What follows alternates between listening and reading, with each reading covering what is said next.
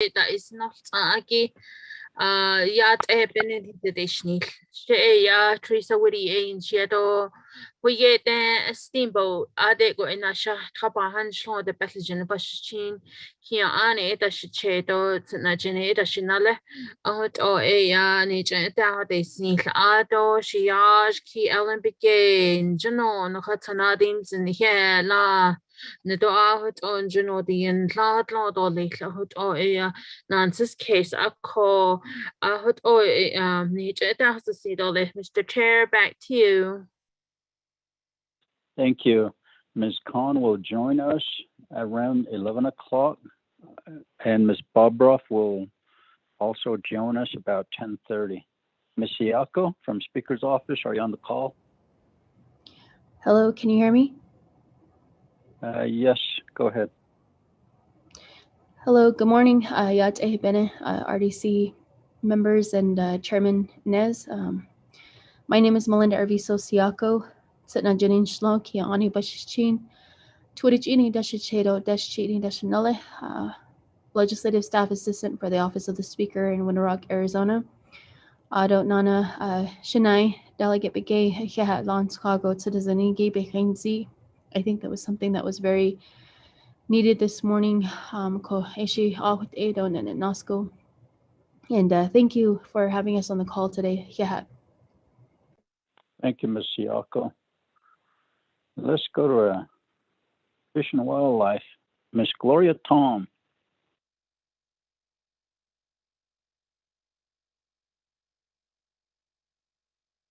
Good morning, Mr. Chairman, members of the RDC committee. My name is Gloria Tom. I'm the department manager for the Department of Fish and Wildlife. And Torichini, Nishle Tachini Bashishchin. And I also have some staff on the line as well. I would like for them to introduce themselves. Go ahead.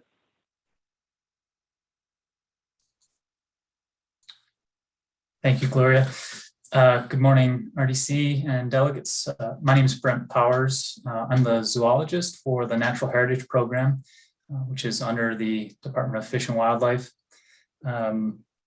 I'm a third-generation American. My mother's family came here from Poland and my father's family from Ireland. And so I'm coming to the Southwest from the state of New York. And today I'll be giving a short presentation on some black-footed ferret reintroduction work that we're hoping to move forward with. Thank you. Thank you, Mr. Powers. Next. Good morning. This is Leanna Brigade, the Natural Heritage Program Wildlife Manager. Good morning, RDC committee members, chair. Thank you all for the invitation to have the presentation this morning by Brent, our zoologist for the Natural Heritage Program this morning. Thank you. Thank you. Next. Is that all from Fish and Wildlife? Mr. Chairman, I believe that's it. Thank you. Okay. Welcome. Mr. Roderick Begay, Department of Justice. Okay. Chair, good morning, everyone. Committee members, everyone who's listening.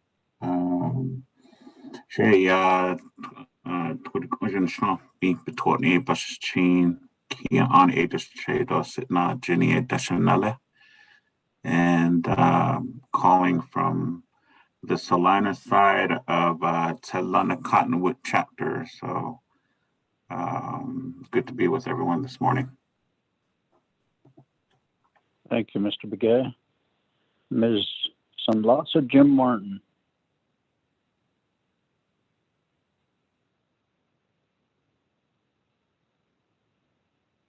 Good morning, Chair. Can you hear me?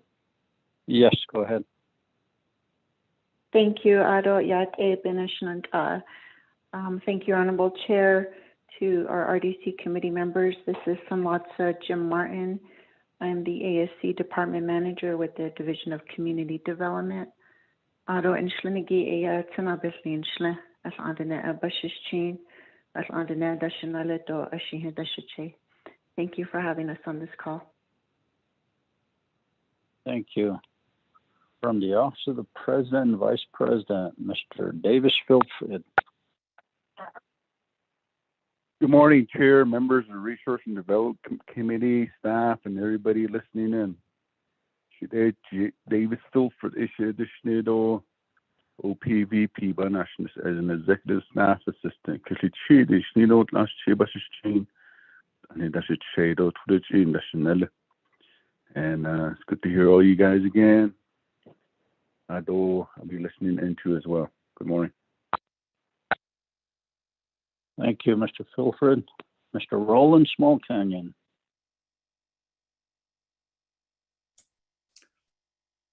Yeah, as you get, Chair. This is Roland Small Canyon.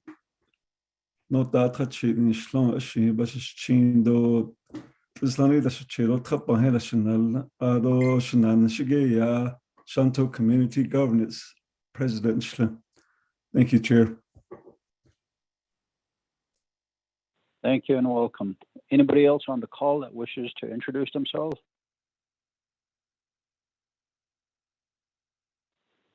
I don't hear anything, so we'll go to number 3, reviewing and approving the agenda. Mr. Tai, could you read this in for the record, sir? Chair, members of RDC, your agenda reads as follows. Resource and Development Committee of the 24th Navajo Nation Council, regular meeting, Wednesday, January 19th, 2022, 10 a.m. Presiding, Honorable Ricky Nez, Chairperson.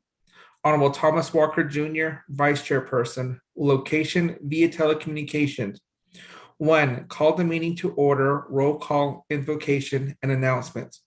2, recognizing guests and visiting official. 3, reviewing and approving the agenda. 4, reviewing and approving the journal, January 12th, 2022, January 18th, 2022. 5, receiving reports. A, report on the Tribal Wildlife Grant from the U.S. Forest and from the U.S. Fish and Wildlife Service to conduct baseline field work to evaluate the potential of reintroducing black-footed ferrets on Navajo Nation. Presenter, Brent Powers, zoologist.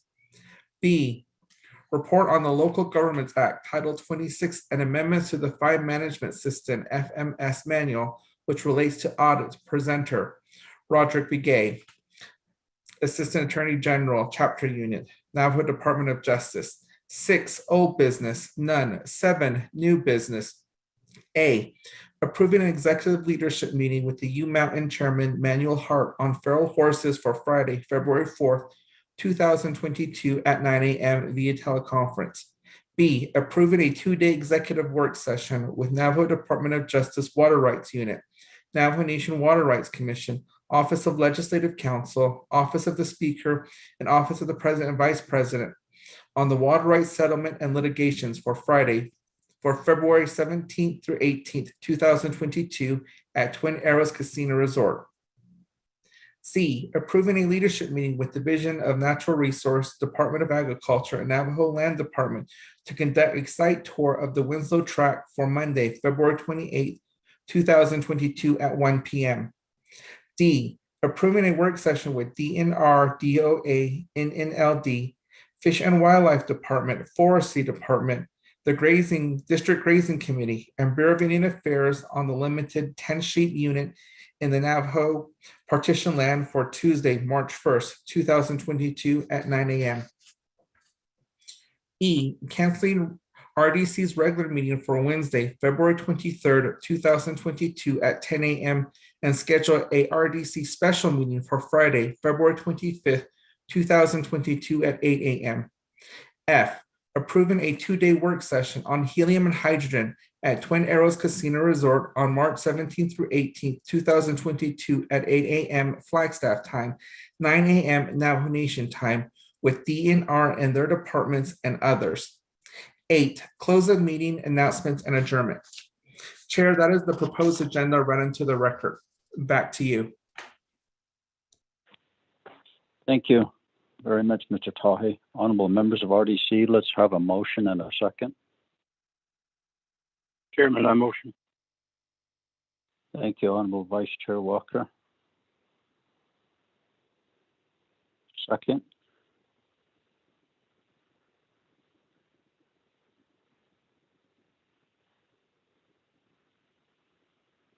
Is there a second?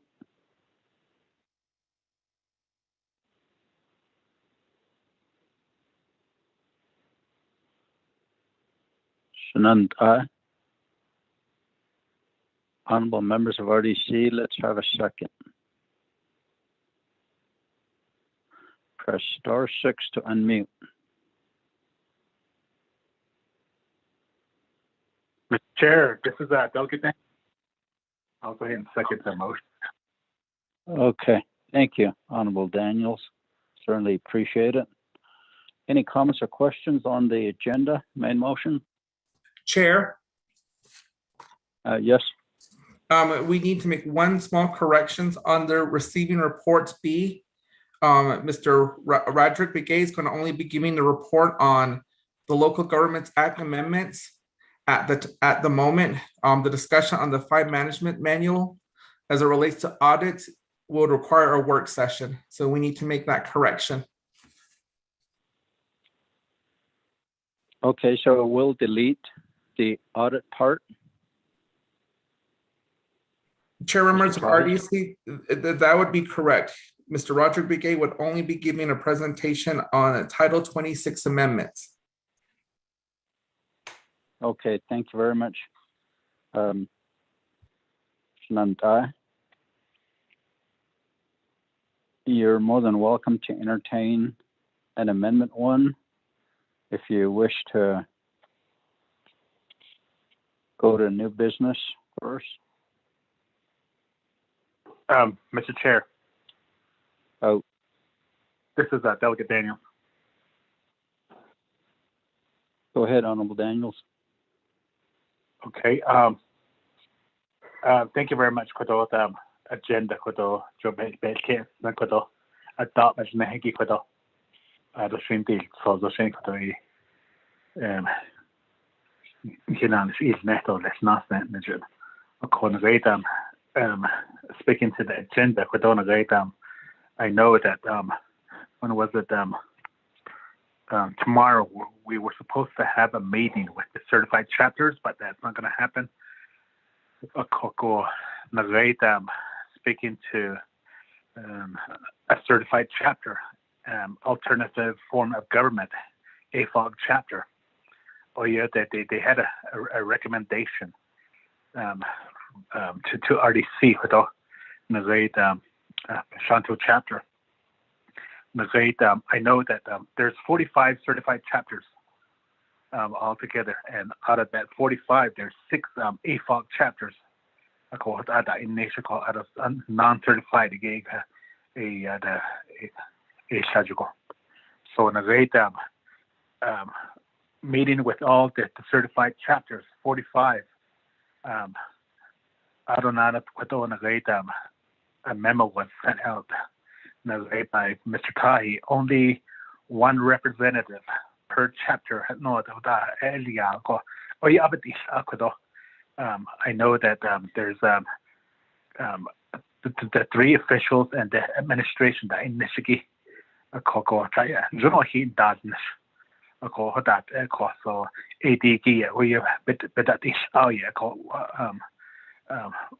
like from my area other areas my region Shanto and Lapi they're certified chapters. ADG one representative no that is so about this case if you have all the 45 certified chapters there, the 3 officials and the administration staff and Lenita, so that would be like 5 times 45. The so what this case one of my chapters is to have a meeting by agency or what we can do is have the AFOG chapters under the certified chapters what as a bonnet sunflame about this case, Mr. Chair. I don't know when the meeting is going to be scheduled again. On the certified chapters again. So 80 I dash kit on this. I don't know right having a meeting with the Ute tribe, the Ute Mountain Ute tribe, Chairman Lenegate, Mr. Hart, Chairman Manuel Hart, AIC by here, I see and how this was brought up by Honorable Philford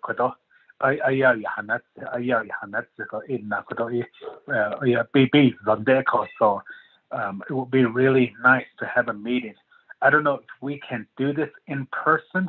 I don't know if we can go there to Ute Mountain because they have some offices, a conference room there. So yes, I don't know how to mention that the net. But also, but net runs on the band. That's case so 80 thought over half week or less.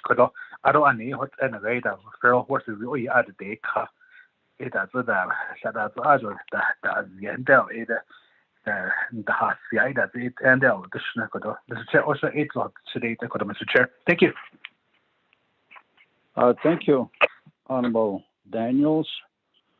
In reference to the work session for the 45 LGA certified chapters with RDC, DCD, and perhaps Auditor General at the Department of Justice. That he needed, with all the health orders to meet safely, we just need to go by these as CDC guidelines.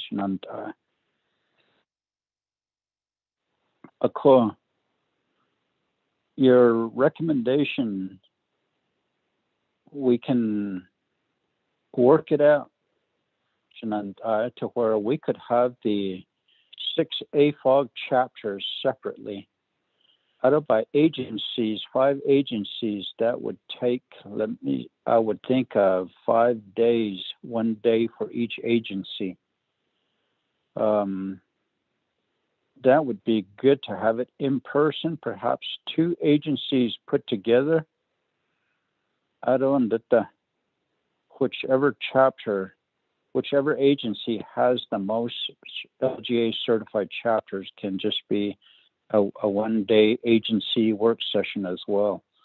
But it's something that we really need to discuss when we put it back on the agenda for that. And they really would like to see what recommendations they can make from the LGA certified chapters and what leadership is willing to do as well. Especially during the pandemic, people want to move forward with their chapters. So there is concerns, but the problem is the pandemic. How can we safely meet without spreading COVID-19 or the Omicron? So when we put it back on the agenda, we can have that discussion. Your request can be granted, Honorable Daniel, as far as meeting in person with Mr. Manuel Hart, Ute Mountain Chairman, and have it at Ute Mountain Tribe over there in Colorado. So, Mr. Honorable Daniels, would you like to make that motion for Amendment 1 to request an in-person meeting as well as go to new business first before the reports? Chairman? Yes, go ahead. Regarding the meeting with the Ute Mountain Chairman, Mr. Hart, when I spoke with him, he requested this meeting be by teleconference. He did indicate, due to the rising numbers in his community and the surrounding area, that they are planning to also shut down their government too and only conduct business by Zoom. So that is the reason why on the agenda it reads as Zoom. because that's how he wanted the meeting done, for his safety and the safety of his community as well as ours. So I just wanted to share that piece of information. Back to you, Chair.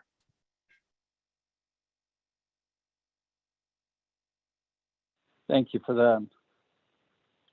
Did he email back, Mr. Tahi, or did you call him?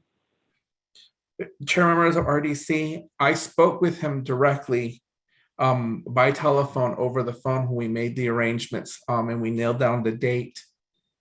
So the only email communication I have with him is when I initiate the conversation to have this meeting, and the rest have been by telephone. Back to you, Chair. Okay, thank you. Honorable Daniels, Ute Mountain Chairman, Mr. Emmanuel Hart, did request the Zoom meeting teleconference. So, Honorable Daniels. Mr. Chair, thank you very much, Mr. Chair. Mr. Tahi, thank you for all you do for RDC, and also for the Navajo Nation.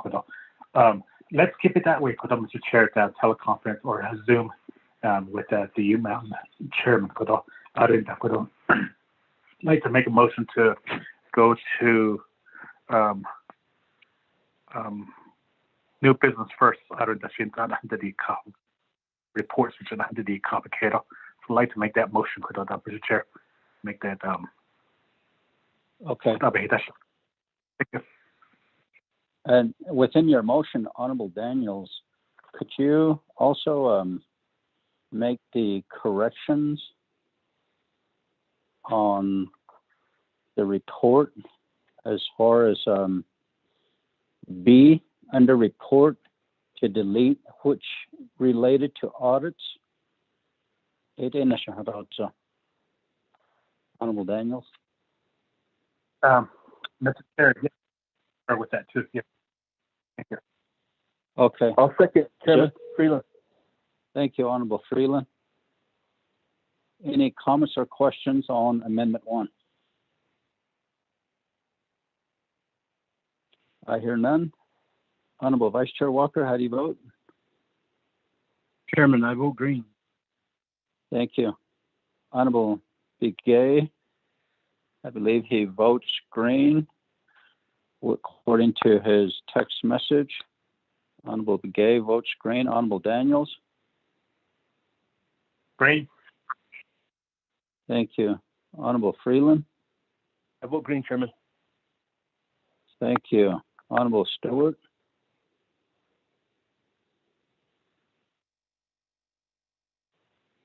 Honorable Stewart? We have a vote of 4 in favor, 0 opposed, chair not voting. Motion carries on Amendment 1. Back to the main motion. Any comments or questions? Mr. Chair, this is Delegate Daniels again. Honorable Daniels, go ahead. Thank you very much, Mr. Chair. Yeah. So, Nagata, RDC meeting with the certified chapters is our staff. Are they going to work on it, Mr. Chair? I know we approved the meeting. Yeah, I didn't approve it, Adriana. Thank you. Mr. Tahi, could you work on that? The chair members of RDC, I'm currently working on that due to the Navi meeting that we have tomorrow, and that also continues into Friday. We had to reschedule 2 work sessions today, and one of them was the meeting with LGA certified chapters, and the other is with Navajo Nation NHA, as well as the new CEO. I am currently working on those and rescheduling them into February, and looking at what Mr. Daniel has suggested and recommended. I will adjust our February calendar accordingly to accommodate those requests. Back to you, Chair. Thank you, Mr. Tahi. Honorable Daniels, Mr. Tahi will work on it and separate the AFOG chapters as well as how many LGA certified chapters are in each agency and have work sessions accordingly. Honorable Daniel, Abiga here. Yes, yeah, Mr. Chair. Thank you very much. Ako sila. On the main motion, any other comments or questions? None. Honorable Vice Chair Walker, how do you vote? I vote green. Thank you. Thank you. Honorable Begay votes green according to his text message. Honorable Daniels? Green. Thank you. Honorable Daniels. Honorable Freeland? I vote green, Chairman. Thank you. Thank you. Honorable Stewart?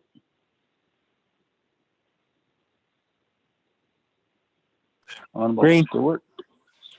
Thank you. Green We tonight. have a vote of 5. Thank you. We have a vote of 5 in favor, 0 opposed, chair not voting. Motion carries. We have an approved agenda before us at this time. Shananta. Moving down to number 4, reviewing and approving journals. We did have Ms. Woody send the journals to us. So we have January 12, 2022 and January 18, yesterday's special meeting. Would like to have a motion and a second.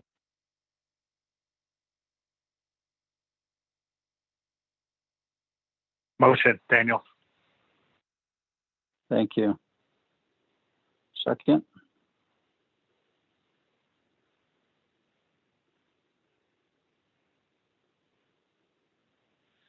Chairman, I second. Thank you, Honorable Vice Chair Walker. Any comments or questions on the journals? I hear none. Honorable Vice Chair Walker, how do you vote? I vote green. Thank you. Honorable Begay? Keelan votes green, thank you. Thank you. Honorable Daniels?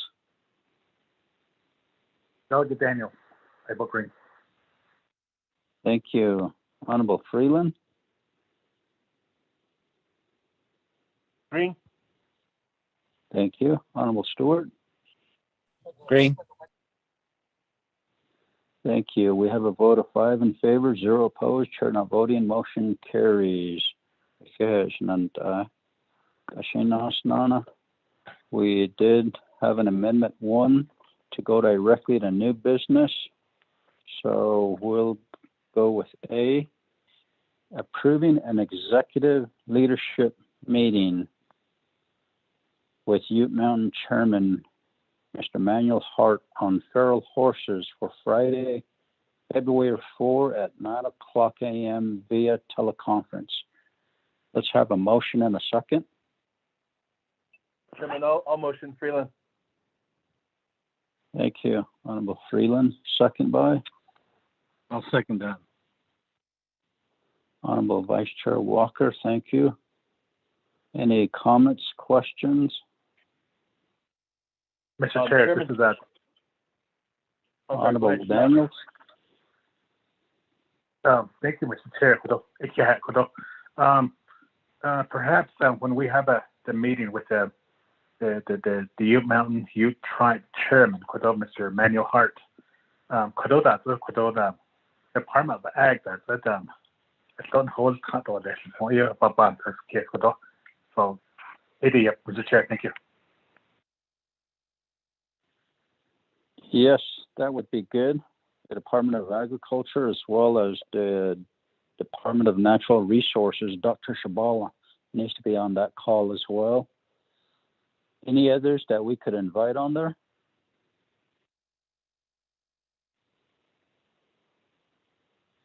I believe that's probably all that we need on that call, Samantha. So, Mr. Tahi, if you would, contact Mr. Watchman as well as Dr. Shabala to be present for this meeting with the Ute Mountain Chairman on feral horses. Chair members of RDC, I have that noted.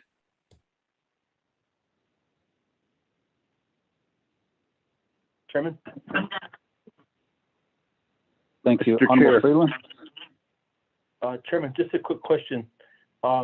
Is this meeting going to be held virtually then, or are we going to go up to Colorado? Honorable Freeland, Mr. Manuel Hart, the chairman of Ute Mountain, requested a teleconference meeting. Okay.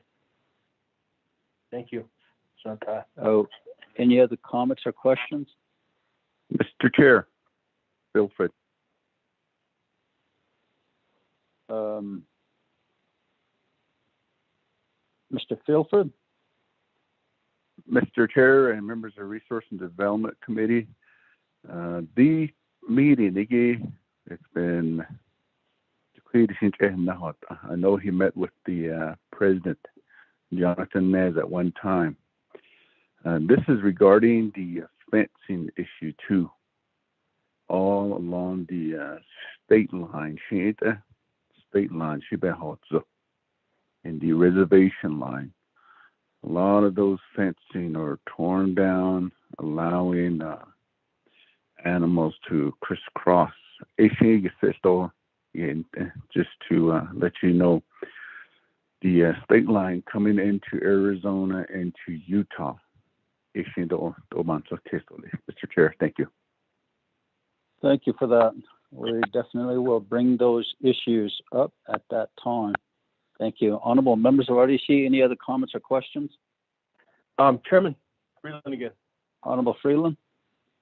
Thank you, Chairman. Good morning. Honorable Filfred brought up a good point. I remember there was also the issue aside from the state boundary, but also a tribal boundary. Should we or do we bring this up as well? If we're gonna take that step, there was I don't want to call it a conflict, but there was discussions related to the actual boundary of the four corners, but also that Ute had extended their boundary, the fencing, into Navajo territory. And I don't know if we bring this up at this time, but we need to probably have this discussion as well. Thank you, Honorable Freeland. When we do schedule this teleconference, we can have a discussion on how feral horses are crisscrossing over boundaries from one sovereign nation to another sovereign nation. And during that time, these fencing concerns, we could bring up the boundaries as well. And that way we could make some clarifications on where the boundaries are actually at. So I don't know who we need to, perhaps BIA does need to be on this call as well, Mr. Tahi. So, Chairman. Yes, Honorable Freeland. Chairman, just a recommendation as well. If we have this discussion with you on related to boundary, maybe we should have Ms. Khan and maybe even DOJ listening in just in case, as we may need their guidance or we may need some legal advice potentially, just for them to listen in. But yeah, thank you, Chairman. Yes, Mr. Tahi, if you would invite our legal counsel as well as most likely Veronica Blackhat from the Department of Justice as well, Mr. Tahi. Chair, members of RDC, I will include Ms. Mariana Khan as well as DOJ in this conversation for the February 4th discussion. Thank you, Mr. Tahi. Honorable members of RDC, any other comments, questions? None. Honorable Vice Chair Walker, how do you vote? Chairman, I vote green. Thank you. Honorable Begay, text, he is voting green. Honorable Daniels? Green. Thank you, Honorable Daniels. Honorable Freeland? Chairman, I vote green. Thank you. Honorable Stewart? Green. Thank you. We have a vote of 5 in favor, 0 opposed. Chair not voting, motion carries. B, approving a 2-day executive work session with the Navajo Department of Justice Water Rights Unit, Navajo Nation Water Rights Commission, Office of Legislative Counsel, Office of the Speaker, and office of president and vice president on the water rights settlements and litigations. The date will be February 17 and 18 at Twin Arrows Navajo Casino Resort.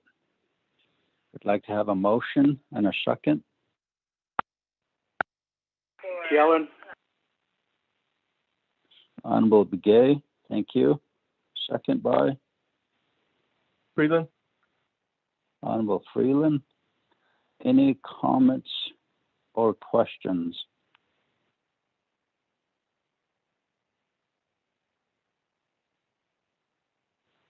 I hear none. Honorable Vice Chair Walker, how do you vote?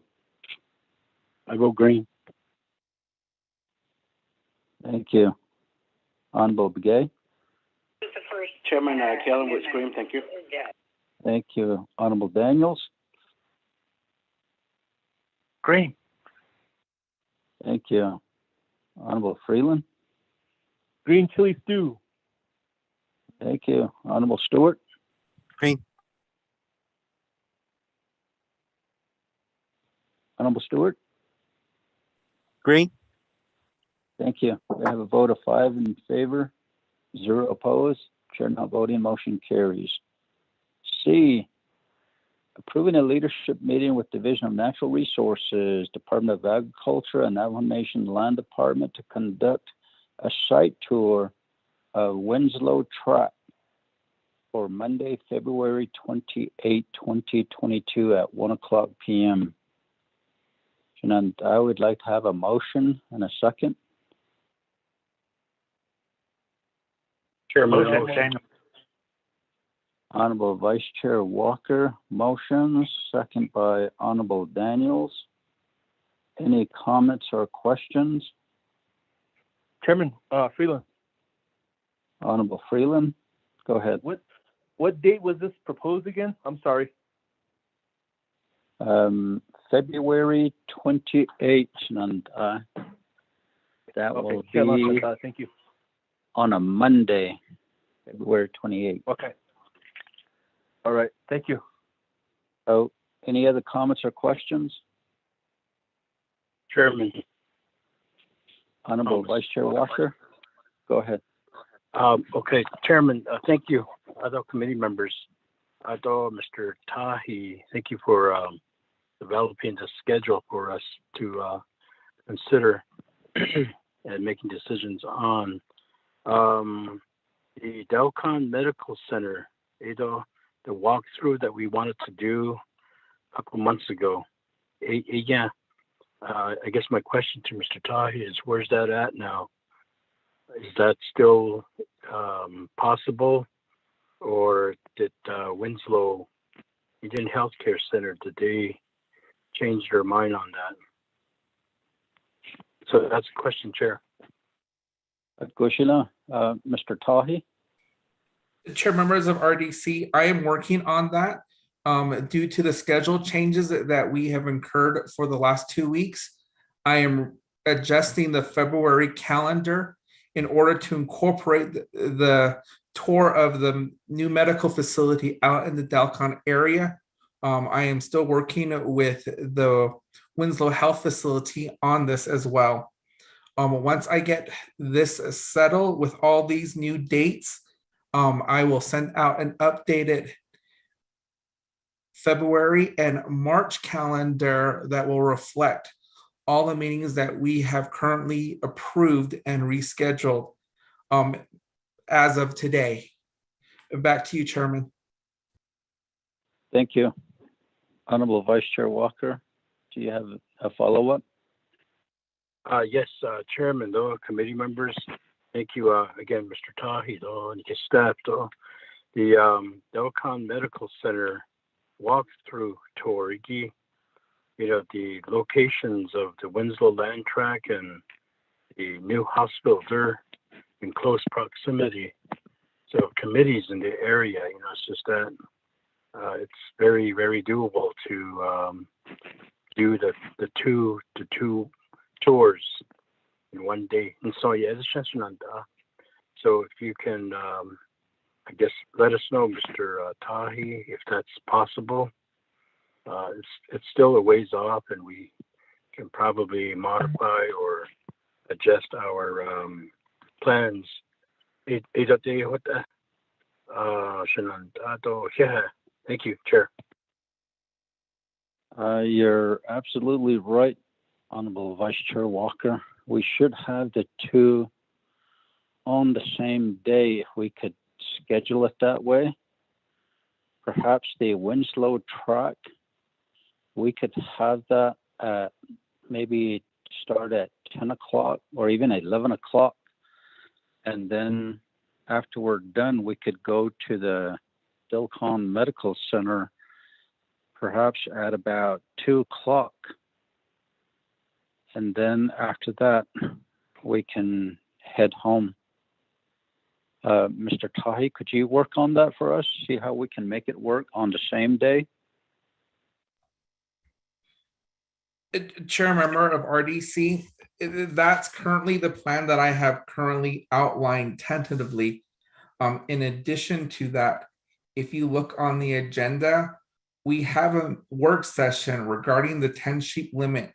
And from the notes that I have, this meeting has been proposed to also be at Twin Arrows and Casino to accommodate the number of participants in this discussion. So my goal was to have this all done over the course of the 2 days. So this way we can address these important issues. That also included Delegate Walker's request to have that facility tour. I was looking at having this facility tour in the morning with the Winslow facility if they were available. So this way there's enough time for those of us that need to travel to the location as well. So I have it currently tentatively planned out. And as I stated, chair members of RDC, once we approve all of these dates, I will send out the updated calendar for February, March that includes these meetings that we have tentatively, that we have postponed due to other meetings that have come up that needed to take priority. Back to you, Chair. Okay, thank you. Just make it work for us, Mr. Tahi. It will take me about 3.5 to 4 hours to drive from here. If I were to leave that morning on the 28th, I can leave about 6:30 and still be there by 10 o'clock. So if we get started at 10, that would be great also, Mr. Tahi. Thank you. Honorable Vice Chair Walker. Yes, Chair. Thank you. Oh, thank you for your recommendation there.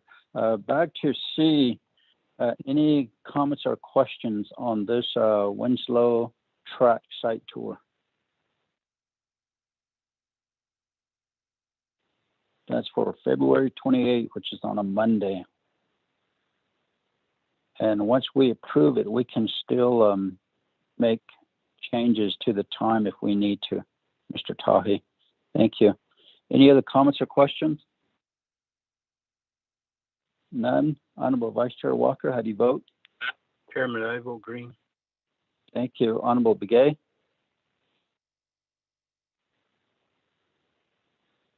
Honorable Daniels? Green. Thank you. Honorable Freeland? Green. Thank you. Honorable Stewart? Green. Thank you. Honorable Begay? Chairman Kell, it's green. Thank you. Thank you, Honorable Begay. We have a vote of 5 in favor, 0 opposed, chair not voting, motion carries. D, approving a work session with Division of Natural Resources, Department of Agriculture, Navajo Nation Land Department, Fish and Wildlife Department, Forestry Department, and District Grazing Committee, and Bureau of Indian Affairs on the limited 10 sheep unit in the Navajo partitioned land for Tuesday, March 1st. Mr. Tahi, this you were planning to have at Twin Arrows Navajo Casino Resort, right? Chair members of RDC, that is correct. That was the recommendation from the work session we had on this topic. Okay, thank you. Thank you. Honorable members of RDC, would like to have a motion and a second. And with that motion, could you also state to have this at Twin Arrows Navajo Casino Resort? Motion?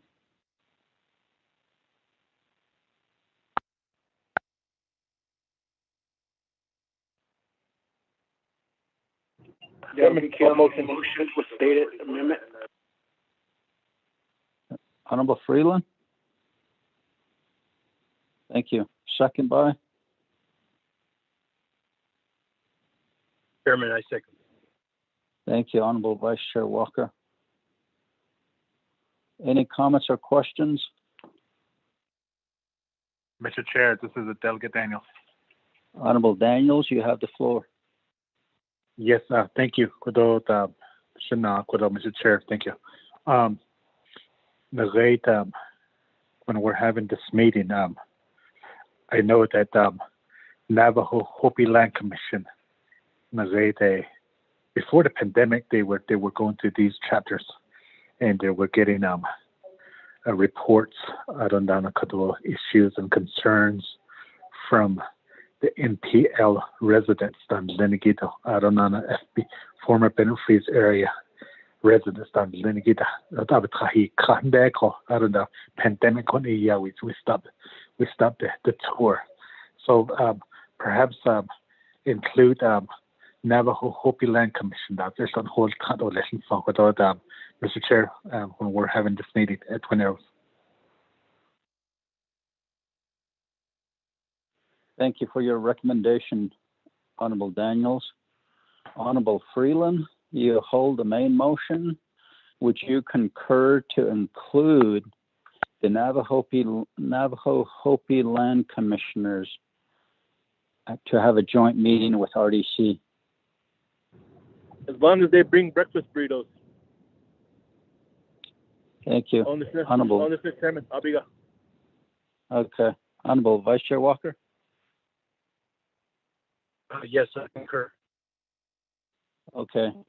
So there will be a modification, Mr. Tahi, to include the Navajo Hopi Land Commissioners and RDC joint meeting with DNR, DOA, Land Department, Fish and Wildlife, Forestry, Grazing Committees, as well as Bureau of BIA. So any comments or questions, Nanda?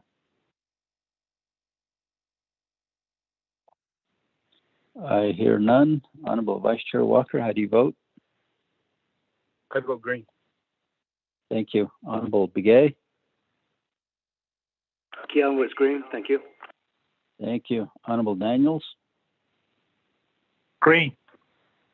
Thank you. Honorable Freeland? Green. Thank you. Honorable Stewart? Green. Thank you. We have a vote of 5 in favor, 0 opposed. Chair not voting. Motion carries. We're on E, canceling RDC regular meeting on Wednesday, February 23 at 10 a.m. and schedule an RDC special meeting on Friday, February 25th at 10 a.m. Honorable members of RDC, let's have a motion and a second.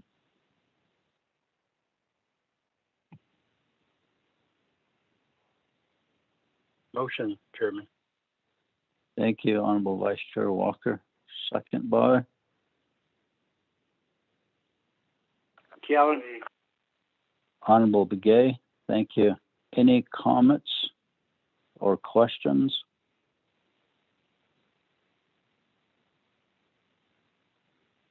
I hear none. Honorable Vice Chair Walker, how do you vote? Green, Chair. I vote green. Thank you. Honorable Begay?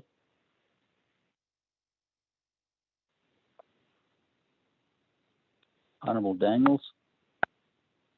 I vote green. Thank you. Honorable Freeland? Green. Thank you. Honorable Stewart? Green. Thank you. Honorable Begay? Chairman Kalowitz Green, thank you.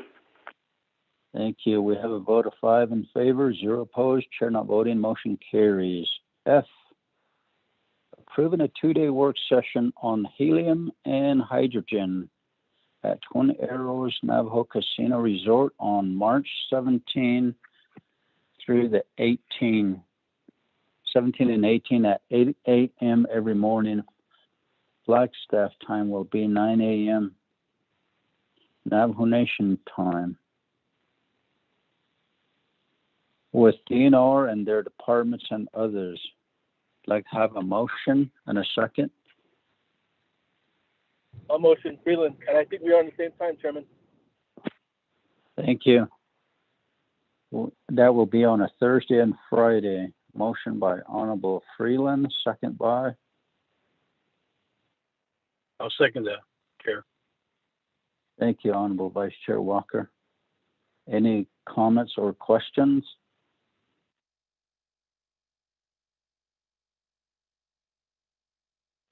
I hear none. Honorable Vice Chair Walker, how do you vote?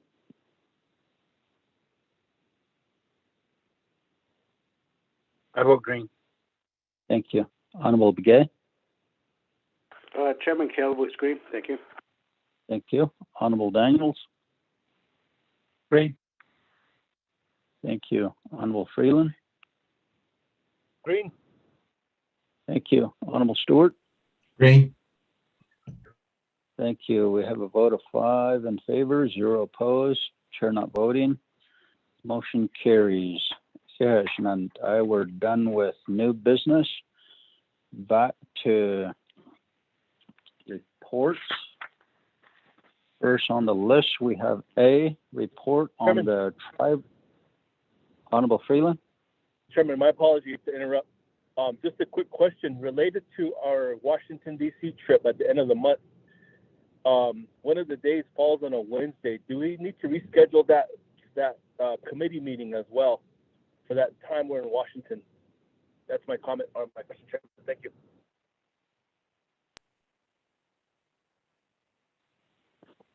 Honorable Freeland, are you talking about February 2nd? Yes, Chairman. Okay.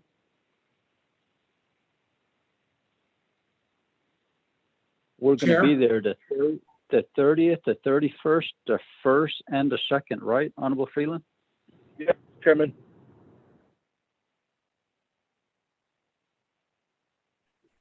Maybe just a recommendation, Chairman? Move our meeting to the Friday of that week? Friday the 4th. We just approved February 4th with Ute Mountain on the 4th.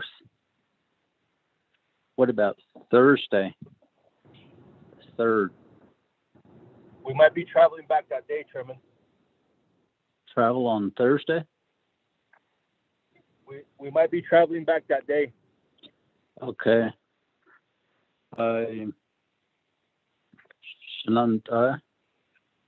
We have a concern here now. The next RDC meeting would be on the 9th. Next week, we have Navajo Nation Council winter session that will more than likely end on the 27th or the 28th. And we will be leaving Sunday.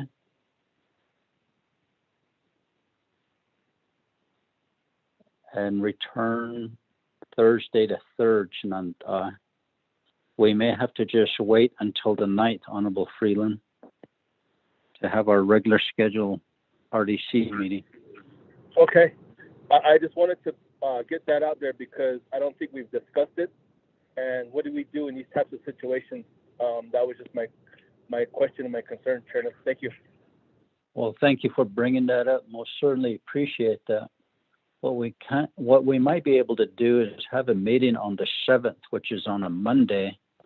If there's anything, I don't see anything. Mr. Tai, do we have anything on the 7th? Chair, members of RDC, when you guys approved the travel to DC, I believe that was also the discussion with the RDC meeting. No action was taken on that RDC meeting, but we can cancel that meeting. As far as February 7th, you do have a scheduled leadership meeting with Office of the Controller and DCD to discuss the special duty and hazard pay. This will be done via teleconference. This was rescheduled, and this meeting was one of the requests from Delegate Daniels to have this discussion. This request was also raised by Delegate Freeland in the past, and this is something that we do need to discuss. Back to you, Chair. Thank you, Mr. Tahi. Honorable members of RDC, we're just going to have to stay with February 9 as our next regular scheduled meeting. We're going to have to cancel February 2. Mr. Tahi, if you would cancel that for us, we would appreciate that. Sananda, we're back to number 5 on the reports. Report on the Tribal Wildlife Grant from the U.S. Fish and Wildlife Service to conduct baseline field work to evaluate the potential of reintroducing black-footed ferrets on the Navajo Nation. Presenter will be Mr. Brent Powers and Ms. Gloria Tom. You have 20 minutes, Mr. Powers, Ms. Tom. Lovely, thank you, Chair. I'm going to do a quick screen share. So those of you who are on your computers can see my presentation. I believe the rest of the delegates should have a copy of the presentation. Just to quickly confirm, everybody can see, those that can see the presentation are able to?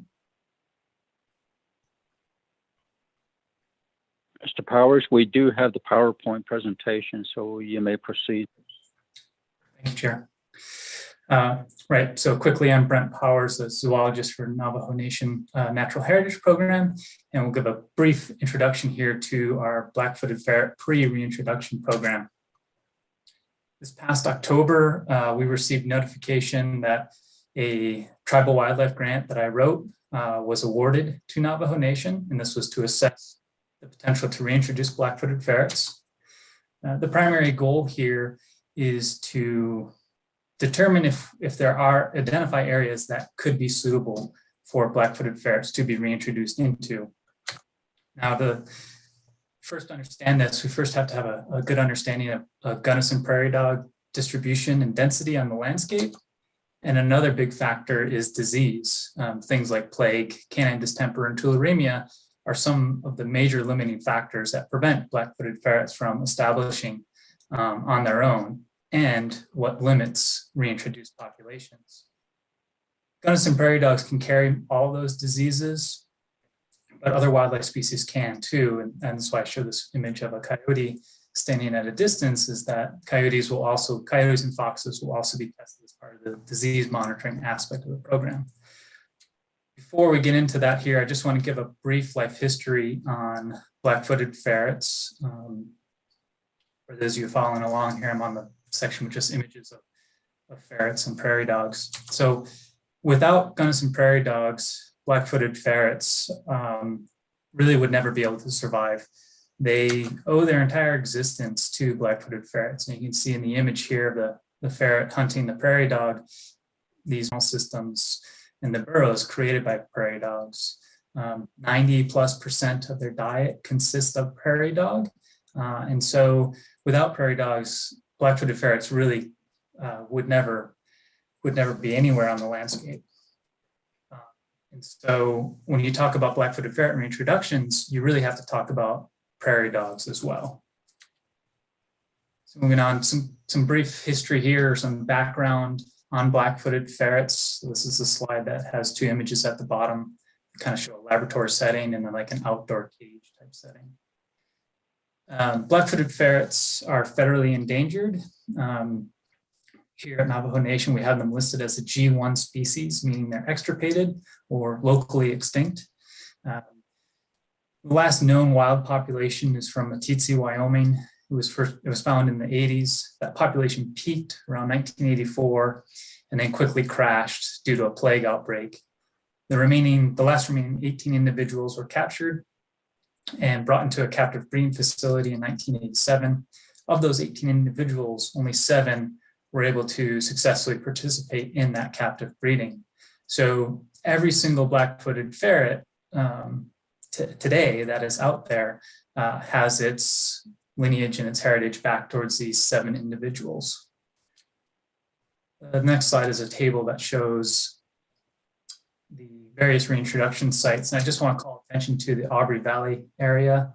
That is a ranch that is owned by Navajo Nation. It received ferrets in 1996. It is managed by Arizona Game and Fish Department. The sad part is they have had low levels of plague and their populations seem to have crashed. In the last 2 years, they've been unable to find a black-footed ferret on the ranch. In summary, though, just call attention to the very bottom right-hand number. 422 is the number of estimated breeding adults in the wild.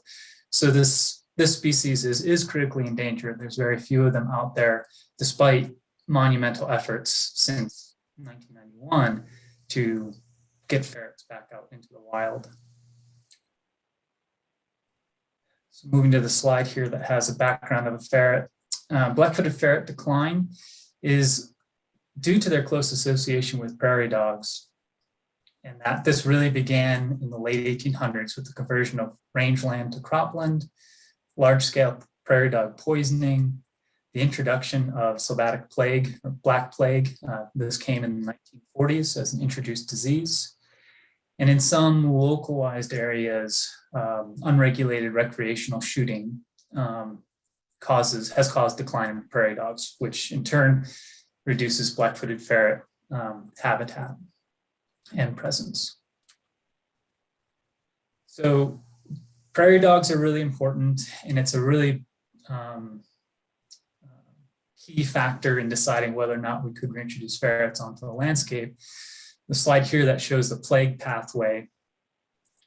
Plague is the major disease of concern. So this non-native bacterium is spread by fleas. Those fleas will either bite ferrets or gunnison prairie dogs and make the animal sick, and then they'll succumb to the disease.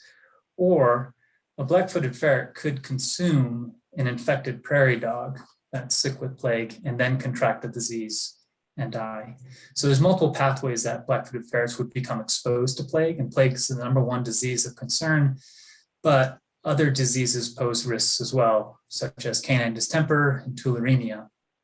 And those can be spread both by prairie dogs as well as coyotes and foxes. So historically, turning to the slide here that says historic occurrence of BFF at the top, the far left panel that shows the large red blob is what's presumed to be the historic range of black-footed ferrets. That red polygon is also the rough occurrence of prairie dogs across all the western states.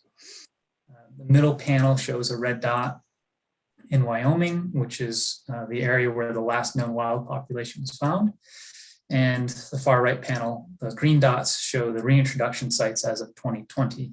And you'll notice here in the Four Corners region for Navajo Nation, we're flanked on either side to the east and west with reintroduction sites. We don't have one yet here. So it would be a huge addition to the reintroduction efforts across the entire range if we were to be able to host them here. If you were to look into our database that we have, you would see these eight red dots. So this is a topographic kind of map roughly of Navajo Nation. This is the information that we have in our database. The red dot that's circled with a blue circle is our last known observation of black-footed ferret. That was from 1940. It was a road-killed animal from Mexican Springs, New Mexico. We have had incidental observations and other information sent to us over the years, but none of those were able to be verified. So it's possible that the species occurred here on Navajo well past 1940, but the only one that we've been able to verify is that 1940 observation in Mexican Springs. Changing slides here to our study areas. So the Black-footed ferret pre-reintroduction program study areas were focused on 2 areas of Navajo Nation, one in the Buttes area and another around Nappy. If we zoom in on the Buttes area, you can see it outlined in orange, roughly. That's just hand drawn, so there's nothing magical about that line. It's roughly focused on Dilcon, Indian Wells, White Cone, Greasewood, those areas in the Buttes. And then if we zoom in on the Nappy areas, again, the orange line highlights the area of interest. And you can see that that's really focused in around Nappy farm fields and the areas where there's the active agricultural work that's happening. So you might be wondering, how did we choose these 2 areas out of the 25,000 square miles of Navajo Nation where prairie dogs can largely be found just about anywhere? And this was informed by work done in 2007 by the then zoologist David McKessick. This is a slide that shows in tan the outlines of Navajo Nation and then kind of these blobs of various colors. I've highlighted 2 of those areas in red. Those are our 2 study areas, Nappy and the Buttes. This map is showing areas of high density of prairie dog burrows. So it's a heat map. The warmer colors, the pinks, the whites, the reds, those are indicating areas of higher prairie dog density, whereas the cooler colors like the blues and greens are indicating areas of lower density. And so you can see that the 2 study areas we're proposing overlap with these areas of high prairie dog abundance or burrow density as determined back in 2007. So turning to the slide here that has the 4 objectives on it and a couple of photos. We have 4 main objectives for this study. The first is to map Gunnison prairie dog colonies and to quantify Gunnison prairie dog density within those areas. So this is the large part of the field work. Our second objective relates to disease monitoring. So we'll be investigating or conducting baseline disease monitoring for plague, tularemia, and canine distemper. To accomplish that, we'll collect 100 prairie dogs per year. So that would be split 50 prairie dogs per location. So 50 in Nappy and 50 in the Buttes. And similarly, for wild canines, coyotes and foxes, we'll collect 30 samples, 15 from each location. In the event that we identify a current threat from a disease outbreak, current plague outbreak, we do have funds and would have the ability to try to address that as kind of an instantaneous reaction to try to control that disease outbreak and spread. But that's kind of an if sort of thing. Our third objective relates to community outreach and engagement. We are focused on 4 core areas here for this, and they all relate back to Gunnison prairie dog conservation and black-footed ferret conservation. So we'd like to focus on reducing sport killing and the wanton waste of Gunnison prairie dog resources on the nation, or at least in these 2 areas. We'd like to reduce the use of lead ammunition because of concerns with lead contamination of ferrets consuming animals that have lead in them and the negative health effects that come with that. We want to reduce the use of rodenticides. We're very purposeful in this wording of reduced because we recognize that for Nappy, the use of rodenticides is important and it's an important management tool. So we don't want to outright eliminate it. But if rodenticides are used, we would hope that Nappy would be agreeable to having areas where rodenticides aren't used. So kind of a set off in those circumstances, but that's something we'll be working on. And finally, we want to raise awareness of black-footed ferret conservation across these areas.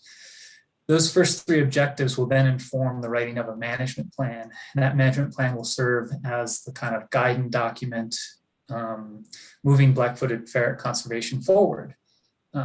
In the event that this initial field work results that we we aren't able to host ferrets or receive them for reintroduction because we don't have enough prairie dogs or there's too much disease on the landscape, the management plan would then be altered into kind of a final report that would discuss those challenges to reintroductions and go into detail as to why it isn't possible now to reintroduce the species. So that fourth objective may change what the final product would be. Moving to the slide that has our field work for 2022 and 23, this kind of little summary table of what we're proposing to do. All of the Gunnison prairie dog work will occur when the species is out and active on the landscape. So roughly April through September. We'll have myself and hopefully a technician out mapping the perimeter of colonies, counting prairie dogs, collecting them for disease testing. Throughout the year, we'll collect wild canine disease samples to test. That's kind of as we're able to and as time allows. In the winter months, roughly September, October through March, we'll focus most of our work on community outreach, data analysis, management plan writing, and reporting. And this proposed timeline would span from now, 2022, through the end of 2023. So it's a 2-year study. And you can see how the bulk of this work is field work. So we need to be out in the field doing this data collection to get a good baseline understanding. So anytime you're working with a federally endangered species, there's always a regulatory burden and there's always a regulatory process that we have to work through and under. One of the big things that's making this work possible is U.S. Fish and Wildlife Service is revising their 10J rule. So for some species, U.S. Fish and Wildlife Service will designate an experimental, non-essential, or essential population status to a species. California condors are one, Mexican gray wolves are another, and now they're doing this for black-footed ferrets. Historically, they had only done this for select areas like Aubrey Valley Ranch. I'm sorry, it goes by another name, but Aubrey Valley and the ranch that's there. They have a different agreement through like a safe harbor. This 10J rule would cover all of Navajo Nation, excluding some of the satellite areas like Rama and Tahajali. But the main body of Navajo Nation would be covered under this rule. What this rule does is it decreases the regulatory burden for take. So take is just a legal word for harm or harassment to a rare species. And it allows us, Navajo Nation, to have greater flexibility in the management of the species. So we could do things like trapping ferrets, giving them vaccinations for plague, or trapping them and then moving them to another area where they're out of harm's way. Say if there was a development project or something that was threatening them in their burrow systems. So it doesn't preclude take. So it doesn't preclude the fact that, if an animal were killed, that there could be consequences for that. But it's pretty narrow in that if an animal were harmed in the process of something occurring, you'd have to prove that it was done intentionally and that it was done with negligent conduct. So all in all, it does give us this revised 10J rule. Hasn't been finalized yet, but it is in the process of that. We expect that to happen soon. And it does give us the ability to work very closely with this species and develop this management plan and develop this work. So that's a super fast overview of this, and I'm sure delegates and other folks here on the meeting may have questions, so I'm happy to receive those. And I can stop my screen share. Thank you. Thank you, Mr. Powers. Ms. Tom, would you like to add anything? Yeah, thank you, Mr. Chairman and members of the RDC committee, as well as Mr. Powers. Thank you for that presentation. I think there's a couple things I wanted to reiterate. The first one being that this particular study that we want to do is just to determine the feasibility of reintroducing ferrets on the Navajo Nation. The decision to do so will obviously be made after the data is collected in regards to the prairie dog population numbers, as well as disease issues that might be challenging to the reintroduction effort.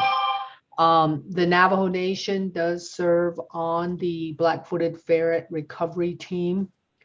I serve on the executive committee for that particular team. And then lastly, I do want to say that we do have a ferret on exhibit at the Navajo Nation Zoo. We acquired the ferret through the U.S. Fish and Wildlife Service. And so if you want to view that particular species up close, that is available at the Navajo Nation Zoo. So now I believe we're just open to questions from the committee. Thank you, Mr. Chair. Thank you, Ms. Tom. Thank you, Mr. Powers, for the presentation. Honorable members of RDC, let's have a motion and a second. Freeland. Honorable Freeland, thank you. Second. Stewart. Honorable Stewart, I see any comments or questions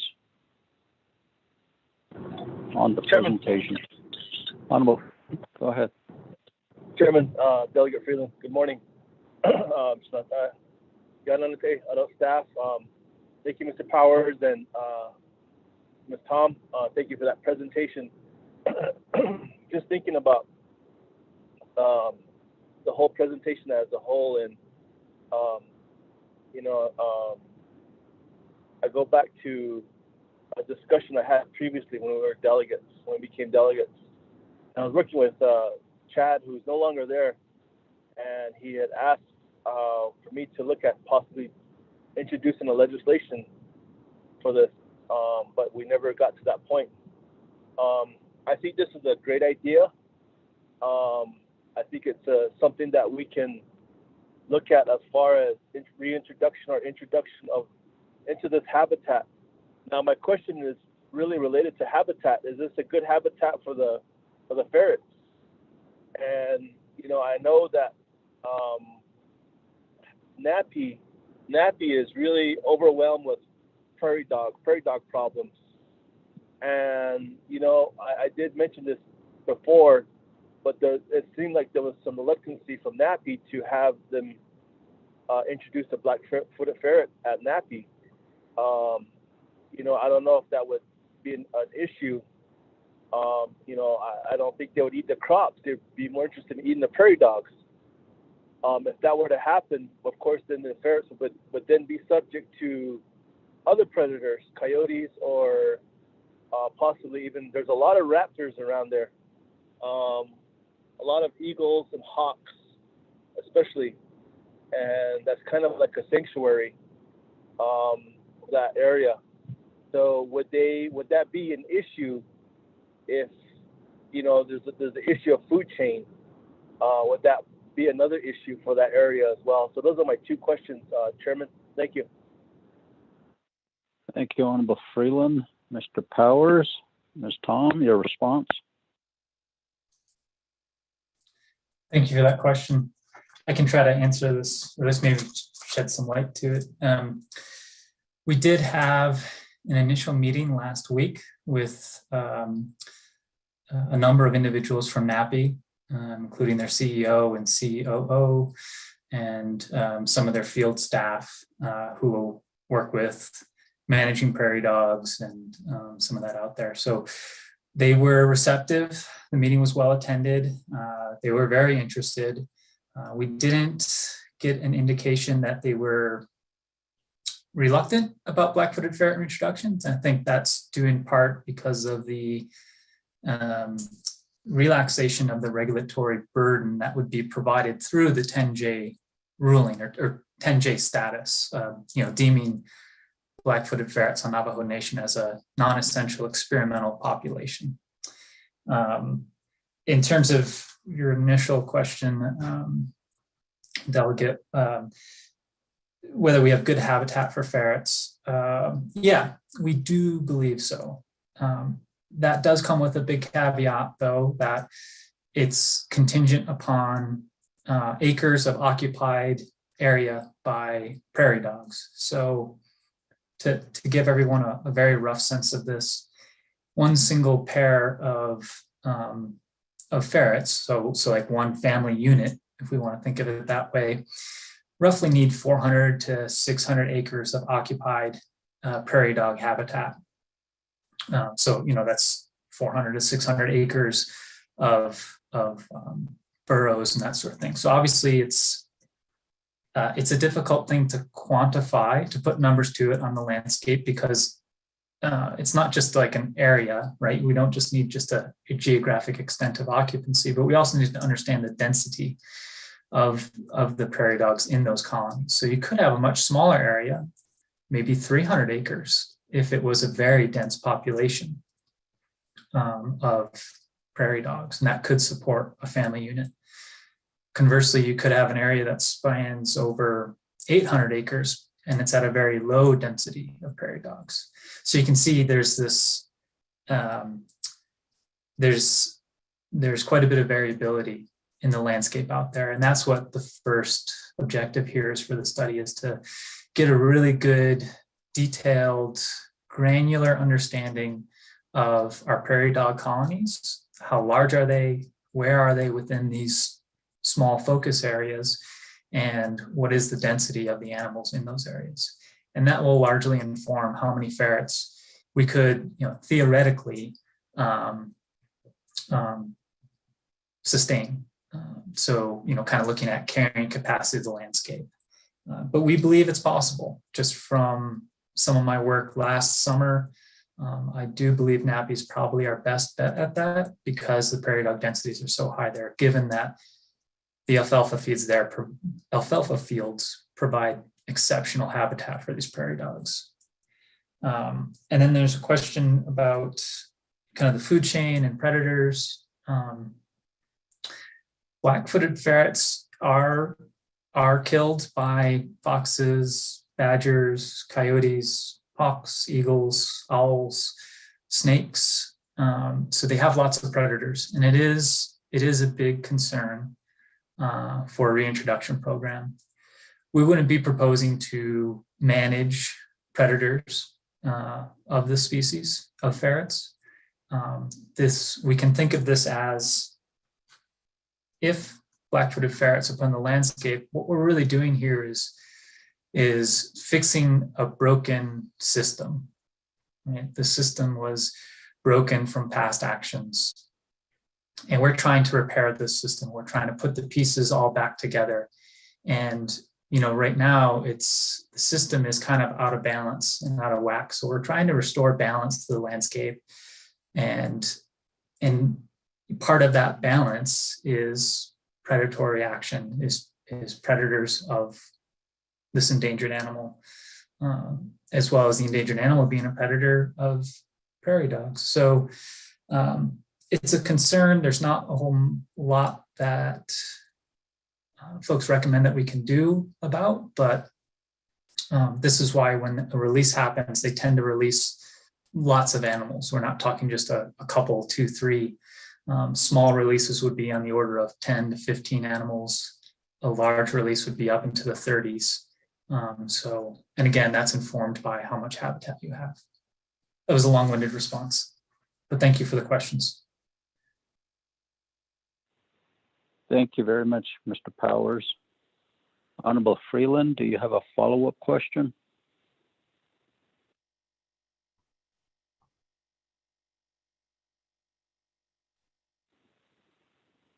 I don't hear anything. Honorable members of RDC, any comments or questions?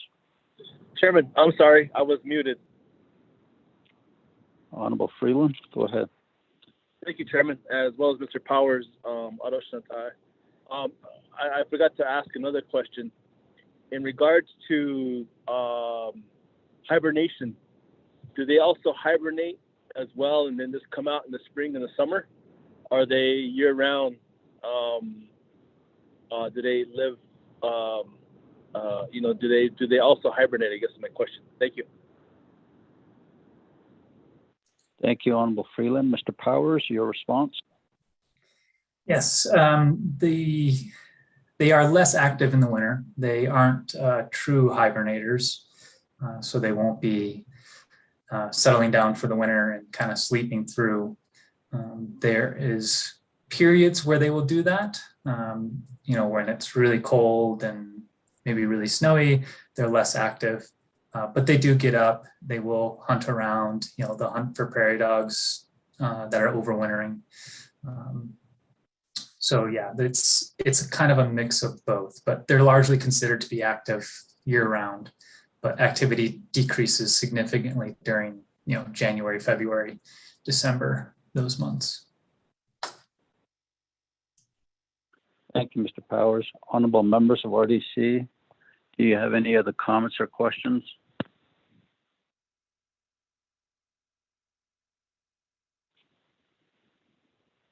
I don't hear anything, so we'll go ahead and accept the report. Honorable Vice Chair Walker, how do you vote? I vote green. Thank you. Honorable Begay? Chairman Kale votes green. Thank you. Thank you. Honorable Daniels? I vote green. Thank you. Honorable Freeland? Green for the ferrets. Thank you. Honorable Stewart? Green. Green. Thank you. We have a vote of 5 in favor, 0 opposed. Chair not voting, motion carries. Yeah, thank you, Mr. Powers, and also Ms. Tom. Thank you very much.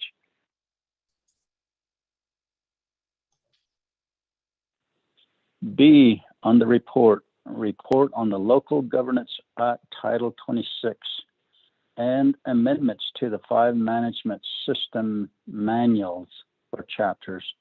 The presenter will be Mr. Roderick Begay, Assistant Attorney General under the chapter unit, DOJ. Mr. Begay, you have 20 minutes, sir.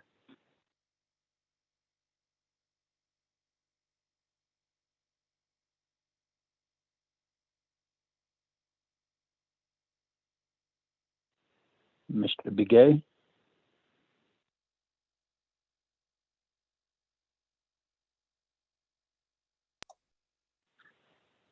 Sir, can you hear me now? Yes, we can hear you. You may proceed. You have 20 minutes. Okay, thank you, Chair.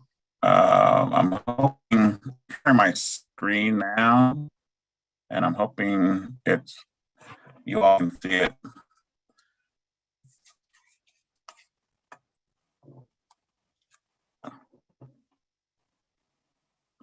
And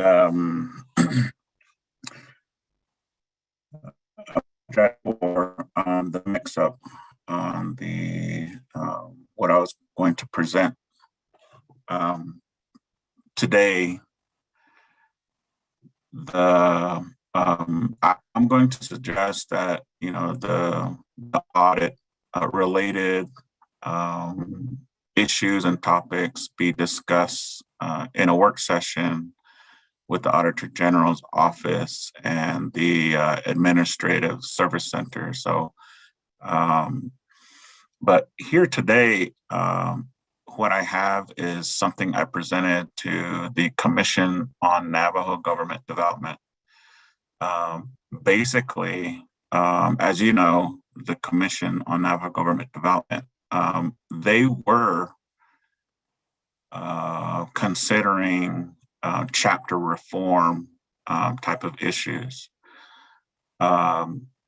And what I set out to do when the chapter unit was created back in 2019 was try to gather some potential amendments to Title 26. There are some of us who deal with Title 26 on a daily basis. And so, so what I presented was 4 models, 4 potential models based on how we operate today on the Navajo Nation. And so this is a very rough draft in terms of ideas that I am pitching out to those who are willing to listen. And so I'm going to go through these kind of fast because the slides that I really want to talk about are towards the end. And because I'm going to be talking fast, I shared a PowerPoint. Hopefully you all received the copy. And I want to talk about this first slide. A brief history. I do a more detailed history. It's a 4-hour-long presentation, but for purposes for today, chapters created back in 1827, and then in 1959, the duties of chapter officials, only 3 sentences long. That was through the advisory committee resolution. 20 years later, in 1979, a chapter president was supervising chapter personnel. And then a year later, in 1980, there was a standard plan of operation, which really it looks very much like Title 26 today when you look at the duties and responsibilities of chapter officials. A lot of it you can point back to this 1980 standard plan of operation. Moving to the next slide, and it's really a chronology. 1984 is when the chapter manager program was created. The chapter officials were supervising the chapter manager. And the chapter manager was responsible for implementing management systems for personnel, procurement, property, records management, and the finances. 7 years later, in 1991, the chapter manager was replaced by the Community Service Coordinator Program. When it got replaced, it went from the executive branch under the Division of Community Development, and it got transferred over to the legislative branch under the Speaker's office. And when that happened, the CSC was serving under the general direction of the agency director, but they were directly supervised by the council delegate. So when you look at the CSC program, plan of operation, the CSC similar to the chapter manager was responsible for the 5 management system. So at the time the LGA was passed in 1998, chapter officials were not supervising Cs. And so when you take a bird's view of the LGA, this is all the sections in the law, and this slide will show you where these laws originated from. Like, for example, Section 3, how do you create a chapter? Well, it goes back to the 1958 resolution. If you look at Section 1003, the order of business for a chapter meeting, well, you can go back to the advisory committee resolution in 1980.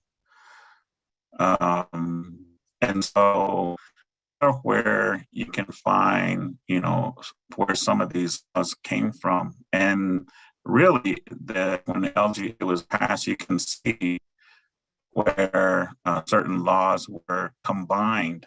And so that's what's been happening since 1927.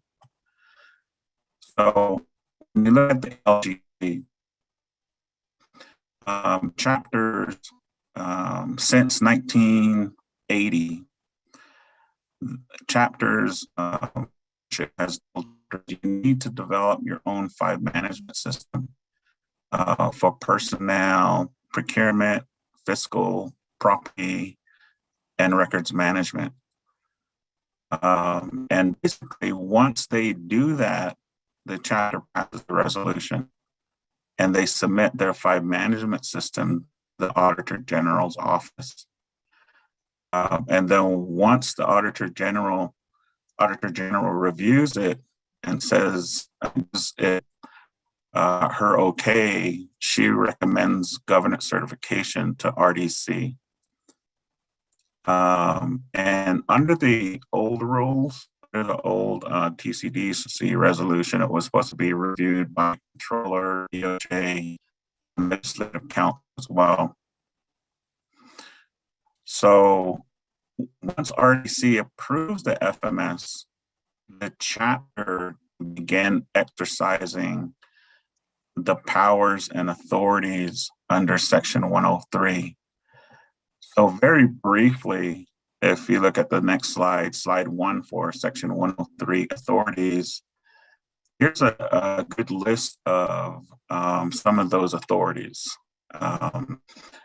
You know, they can acquire, sell property, they can enter into procurement contracts for goods and services, they can contract with their chapters, they can contract the federal government subject to approval by NABI, also can contract with the Navajo Nation, federal funds and state funds.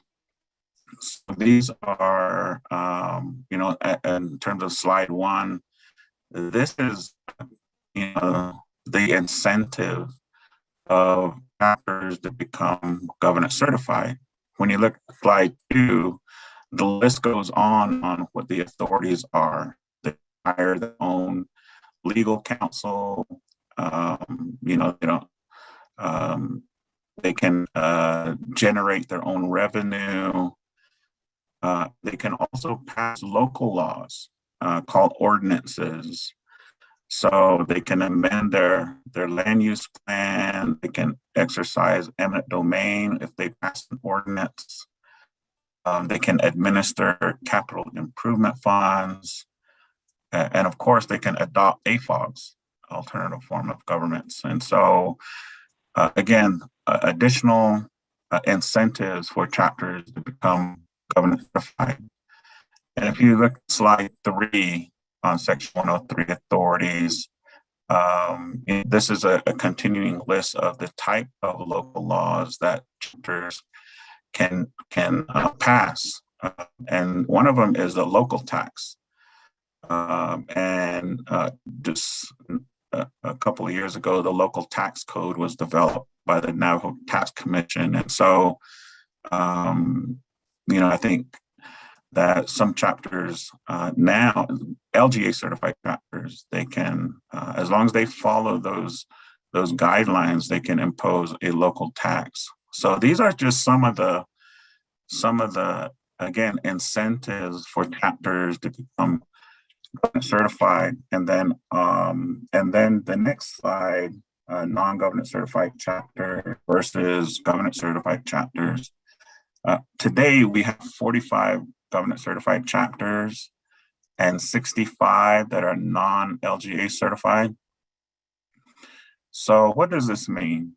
Why do we treat chapters differently? You know, under section, if LGA certified chapters can exercise Section 103 authorities, what that means is if you're not LGA certified, you can't exercise those authorities. So, so non-LGA certified chapters, you can't contract with anybody you can't enter into MOAs or IPAs or JAs, you can't enter into contracts, including the Navajo Nation. So this is the provision that usually comes into play when we're talking about CHUSN funds, CARES Act, ARPA, and also non-LGA certified chapters can't exercise their own procurement policy. They're supposed to be following the Navajo Nation procurement code. They also can't exercise property management. And that's important because non-LGA certified chapters cannot lease chapter property. And the other is non-LGA certified chapters cannot exercise personnel. And so this is the reason why the CSVs and the account maintenance specialists, that's why they're Navajo Nation employees under the administrative service centers of the Division of Community Development. This is also the reason why the Navajo Nation's personnel policies apply to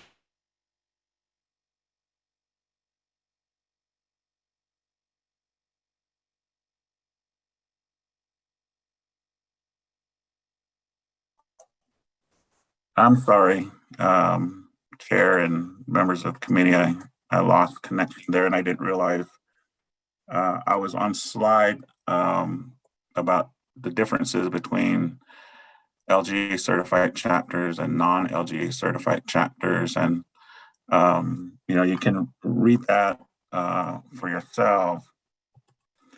And so one of, and we talk about some significant things happening after the LGA was passed. And one of the significant things happened only 6 months after, I'm sorry, 5 months after the LGA was passed. The council granted an independent grant of authority to allow chapters to handle funds without a certified fiscal management policy in place. So remember, under the LGA, one of the 5 management system is fiscal. And the idea being, once you have a fiscal policy, you can start handling funds. But here, council said, we're giving you an independent grant of authority. We're basically bypassing Title 26, and we're going to allow you chapters to handle funds. And there's also a Budget and Finance Committee resolution expressing how chapters can do that. So for some funding, chapters could only handle funding based on a court review. So that was significant. The other significant thing that I mentioned earlier is at the time the LGA was passed, chapters were prohibited from the management and operation of the chapter administration. That's in the law still today. And council delegates were supervising CSCs. Well, a year later, the LGSCs were created. And when that happened, the program transferred back to the executive branch. And so, and now when that happened, the LGSCs were general administrative supervisors, but the chapter officials became direct local supervisors over the CSC. So that was another significant thing. And then in 2000 and also 2001, like the PEP program was, chapters were allowed to administer that officially in 2000. And then 2001, the Summer Youth Employment Program, again, it was officially announced that chapters could administer that. Going on to slide 2, after the LGA, 2001, housing discretionary funds can be administered without a certified fiscal policy. 2002, chapters can administer sales tax. 2007, the Five Management System Act was passed. And in that one, the FMS was a suggestion. It was saying chapters, here's a FMS template, you can follow it or not.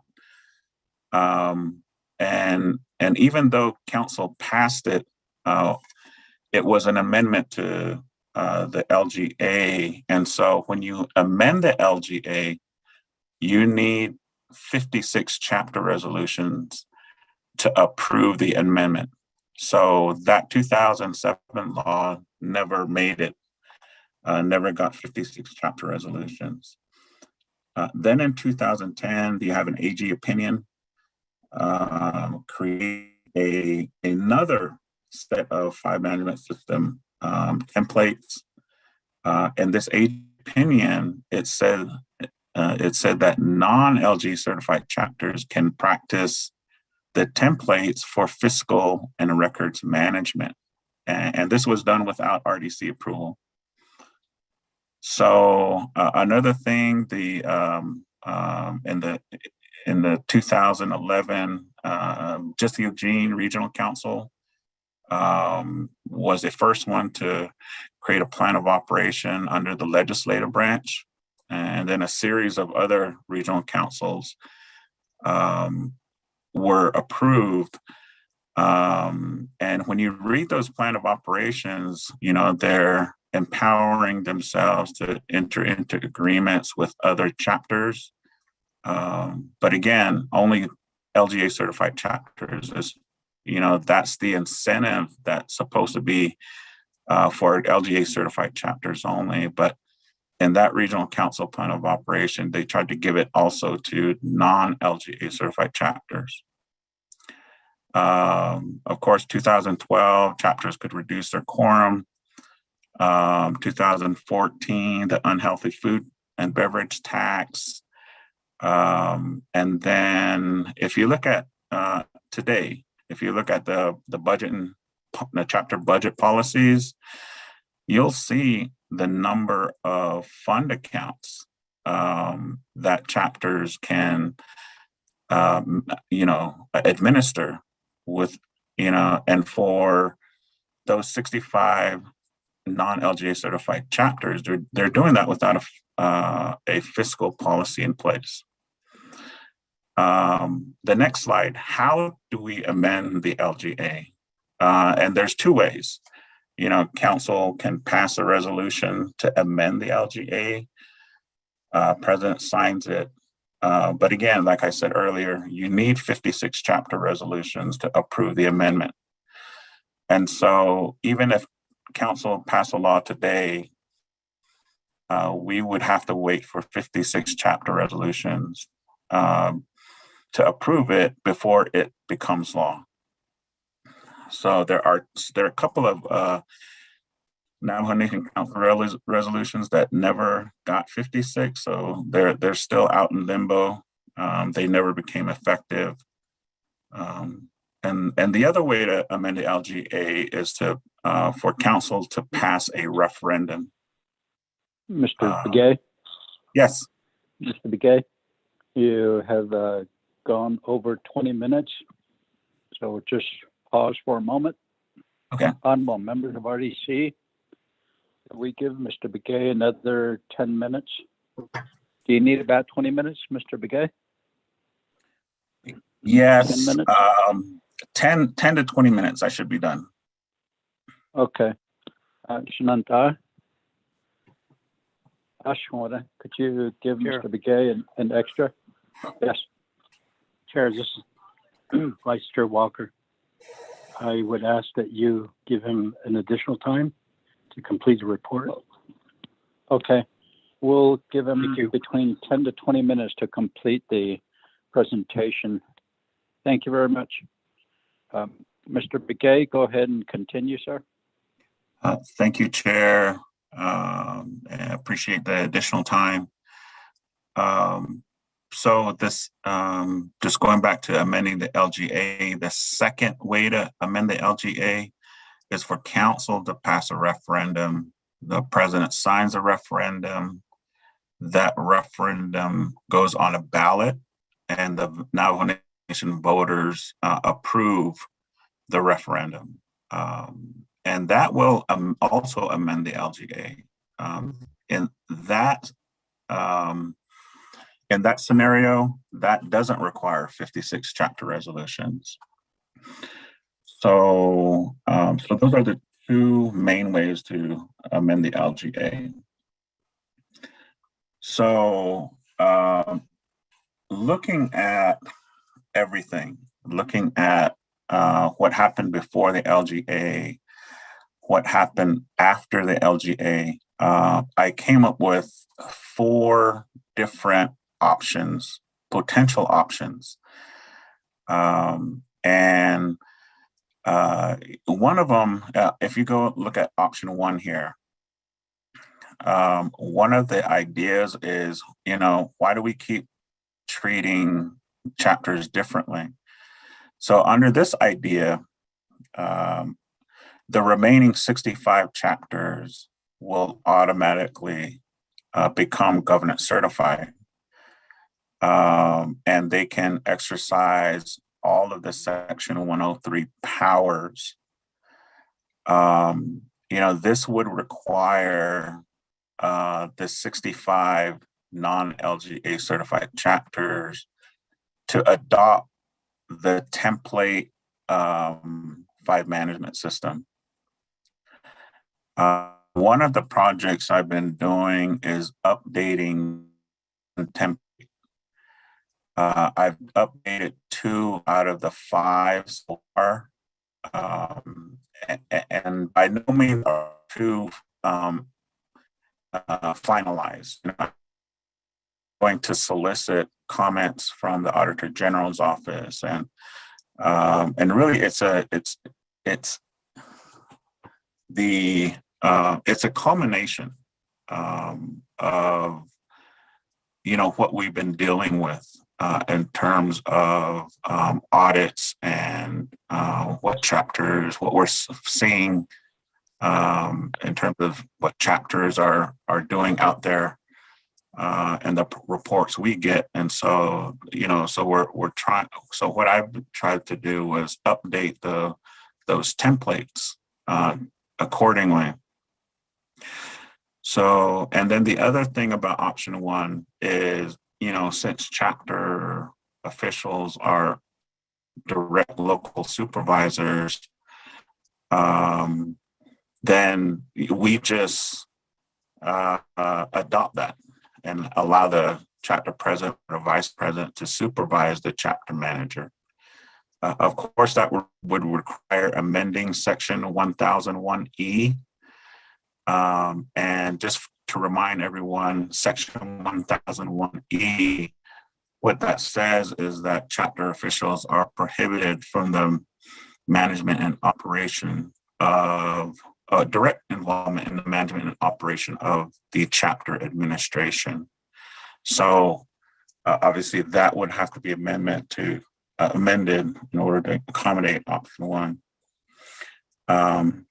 Moving on to option 2, the only difference here in comparison to option 1 would be keeping the 65 non-LGA certified chapters. But, you know, the suggestion is to create a new section 103A. And through the 3 quorum legislations, we've been allowing chapters to non-LGA certified chapters to contract and lease already for amounts less than $50,000. So this would be just an adoption of that practice. And so, allowing chapters to contract with other chapters, that would accommodate the regional councils and the new agency council plan of operation, and allowing chapters to impose fees, burial plot fees and things of that sort. And also, under this option 2, I think all options, actually all 4 options, we would require the remaining chapters to adopt the template 5 management system.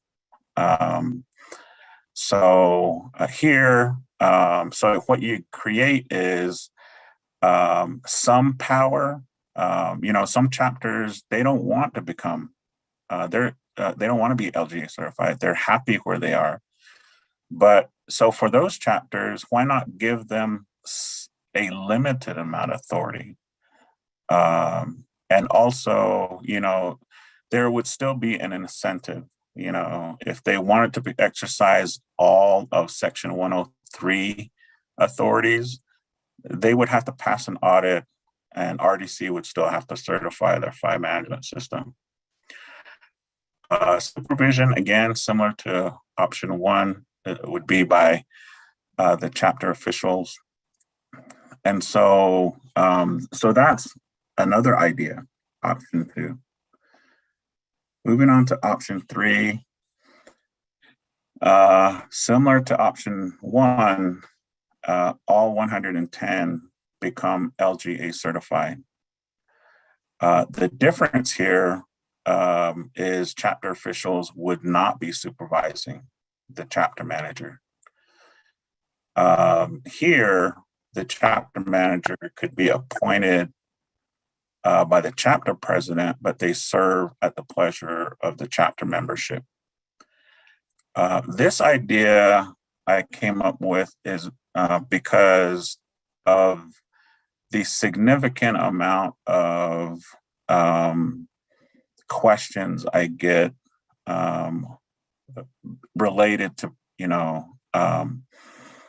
differences between the officials and the chapter manager or the CSC.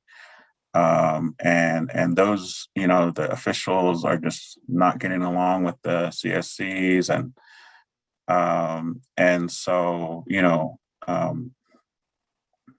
anyway, so that was the scenario I thought of, just this appointment, possible procedure.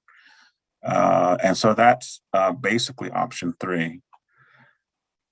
Moving on to option 4. This is basically this adopts what we plan to do here in the near future. Here, it's similar to option 2 here, that we keep the 65 chapters as non-LGA certified. We still require them to adopt a template 5 management system. We still create a new section 103A and give them limited authority to contract and lease, so that it would be similar to option 2. And so if they wanted to graduate to a full LGA certified chapter exercising all of the section 103 authorities, they would need to pass an audit, and RDC would still need to certify their management system. So it's very similar to option 2 in that way. But what's different here is chapter officials, again, they don't supervise. So the appointment procedure and everything would be similar to option 3. So you have a combination. of option 2 and option 3. Here, we would allow monitoring by chapter officials. And just to give you a sneak peek into what we've been working on with the administrative service centers is the idea of giving training to chapter officials on supervision. I think the issues and concerns raised with the amount of hearings that we have at the Labor Commission and at the Office of Hearings and Appeals, it boils down to, I think, training. And so not allowing chapters to supervise until they get that training is something we've been thinking about. And those ideas are incorporated in the latest draft of the ASC Plan of Operation amendments. So having said that, the ASC would still supervise non-LGA certified chapter personnel. LGA certified, they still handle their own personnel. But for non-LGA certified, ASC supervises, but they can delegate monitoring authority to chapter officials. So these are, again, some of the things that I've been thinking about. If you some of the other possible amendments, going on to the next slide, is that I've been writing into the draft. Decertification. How do we decertify a chapter if they have less than 1,000 people? And that's a topic that has come during council discussion, committee discussions now and again, and so how do we do that? And so maybe we can write that in. How do we decertify? How do we merge chapters that become too small over the decades?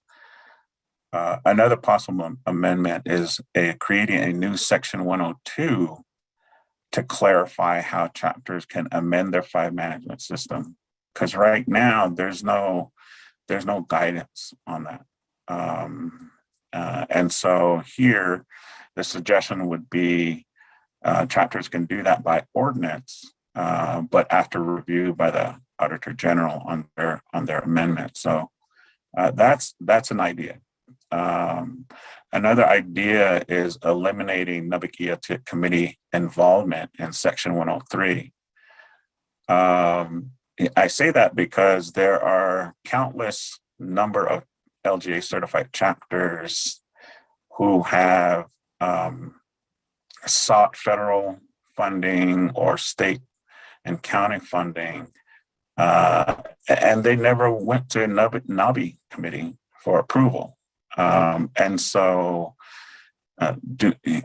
what's the legal effect of that if they didn't go to NAVI? And so, what was the purpose of NAVI approval to begin with when the LGA was created? I don't know, but nobody's following it now, so maybe just eliminating it altogether. This would also give us an opportunity to clarify what is separation of powers and checks and balances at the chapter level. The LGA said it's the LGA clearly defines that, but I work with this on a daily basis. LGA is definitely not clear how you impose this or practice this at the chapter level. And the other thing that's in the draft is clarifying the ordinance procedure. In light of recent,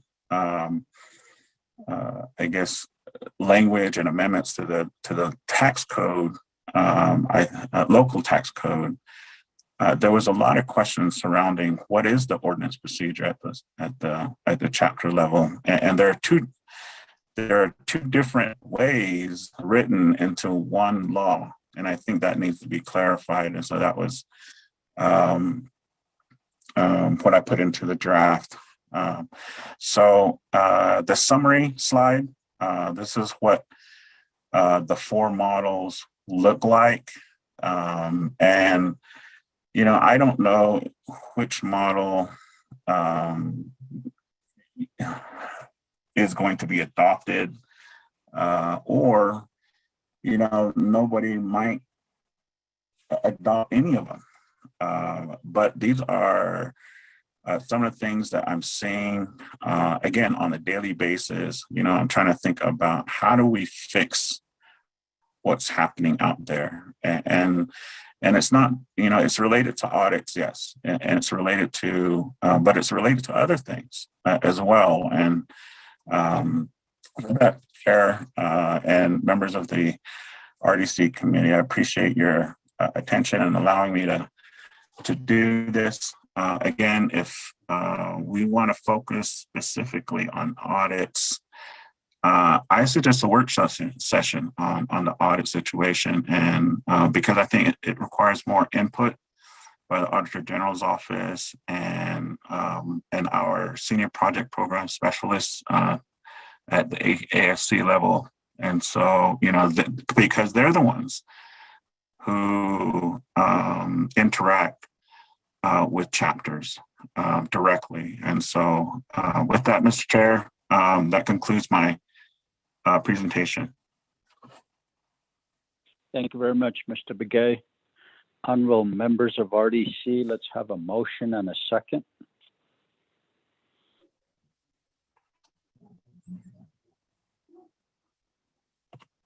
Chairman Callan. Honorable Begay, Chair, thank you. I second that, Chairman. Thank you, Honorable Vice Chair Walker. Adosh Nanta. Any comments or questions?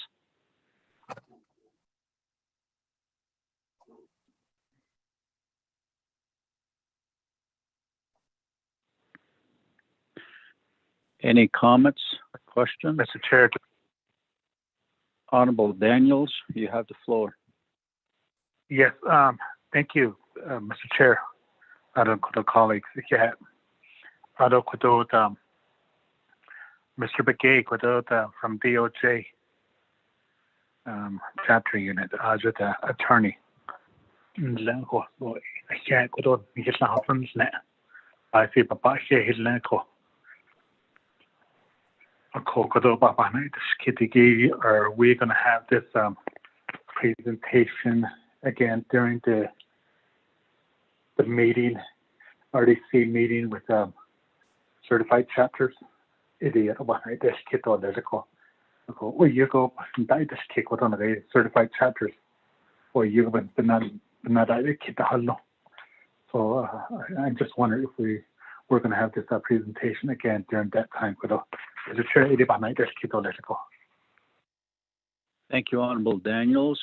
Mr. Begay, your response, sir? Yeah, Nana. Delegate Daniels for the question. I don't mind. I don't mind you know, doing a presentation to this. I also could focus on governance certified chapters and their questions as well. So I'm really flexible. You know, just let me know what you want me to talk about, and I can do that. Thank you, Mr. Begay. Honorable Daniels, do you have a follow-up question? Mr. Chair, thank you again. Thank you to Mr. Roger Begay. Thank you for doing your presentation to RDC today. I have no further question. Mr. Chair,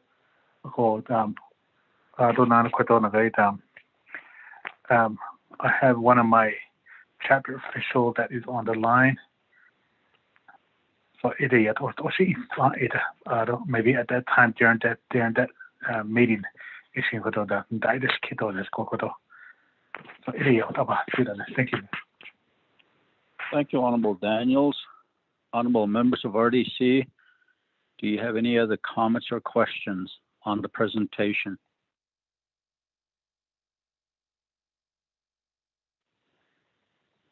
I hear none. We'll go ahead and accept the report. Honorable Kealan Begay Jr., go ahead. Chairman, RDC member,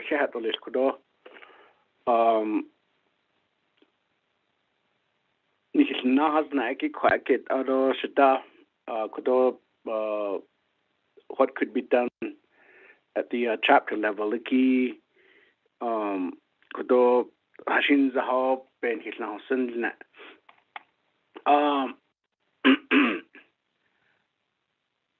Although it does say do not distribute or share Bakat on this document. A lot of time, we're in a public information, public setting now, and I don't know how to I can relay the information to the chapter officials, but I can't provide them the document. Is there any other way that I can share maybe a summary report to the chapter now that we have provided this information in the public setting?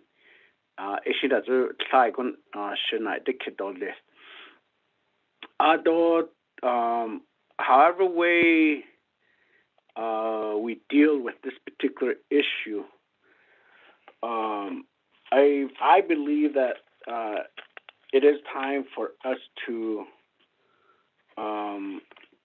really give some authority to the chapter. Like right now in the pandemic, we gave the authority for the 3 quorum, but we kind of like put a rope around it to say that, well, you may have a meeting, but you're only limited to deal with only limited items on the agenda, and then not informing or involving the public.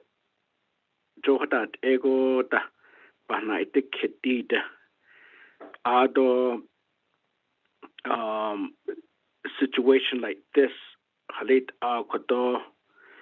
chapters Linigi Yego or Linigi Bando Yesikiki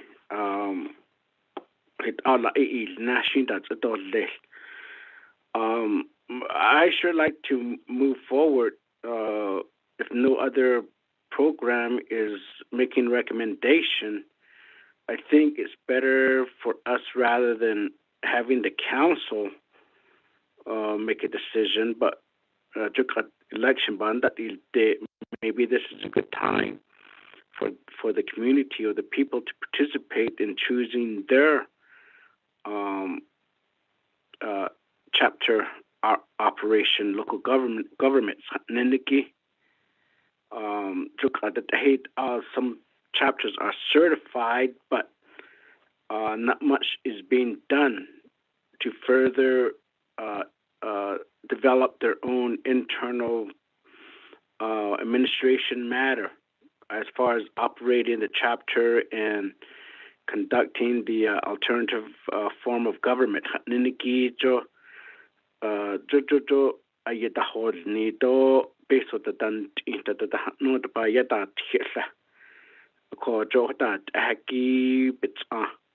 Because how do we as council delegates need Liniki? A lot of time, our legislature down in Phoenix or even at DC level, we don't say that come back over here, do this for us. That's where the local governments comes into play. like I'm watching the C-SPAN 2. They're debating about the filibuster and changing, trying to conduct a vote on voting rights. They're dedicated to change policy and do the funding appropriation. But a lot of time, is it necessary? Is it really the delegate has to really coordinate a lot of these meetings at the local chapter level to continue push a lot of these projects? Like Dana OH into ADA. So I don't know, how my chapter officials, if any of them are listening, or I'm sure that this word will get back to them. But how do we really improve the authority of the local chapter officials, the intended purpose of their being elected at the local level to really implement the recommendation? The Bishbans Ananhe, the Bishbans Ananhe non tleti non tlichut otan hit noda. Kodo Eshibina. A lot of time, the policies, we want to concentrate on policy. We want to concentrate on appropriating a lot of these funds. But even if we appropriate some funding, based on that, the chapters,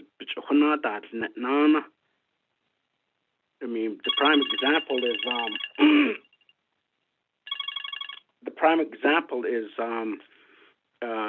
the crop insurance.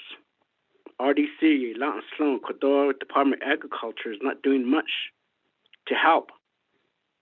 Or you've been hearing that grazing officials are not being taken care of appropriately to some extent. So these are problems that we continue to be dealing with.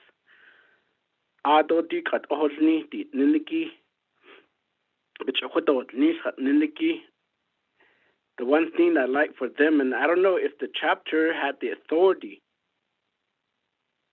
to grant the right of way for broadband, I would think I would be assuming that all 110 chapters would be expanding the development. A land department to some extent.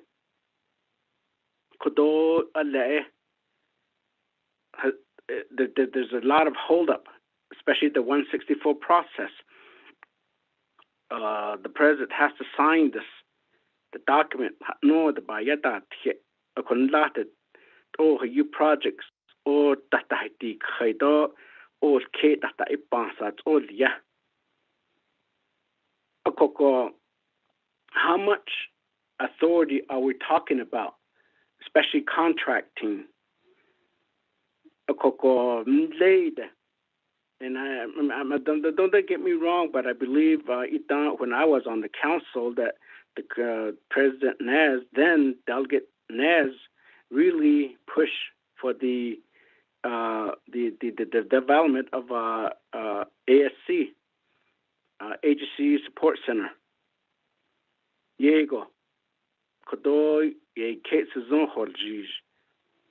Ako ate e bindit asati aj because angoko even having its own council no the bayatat hin itan ako kat kunza the Horjij o hut ako deed certified or ni hat niniki Kait ahotat at kilko behas aniki hatelia go tskihon the nepich hotot nisliki. Maybe we can go in that direction. Let the people make that decision.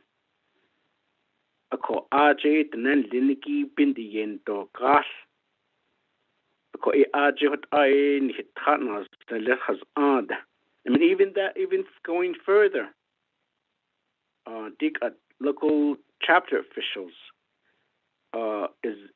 took at the Nandiniki, they reduced the council number. But even though there's another legislation trying to increase it again, but I always say that the people already spoke on that. But I mean, is it time for reform the local chapter officials as well? Even farm board and even grazing officials and halit that age petit betatil tat the bayel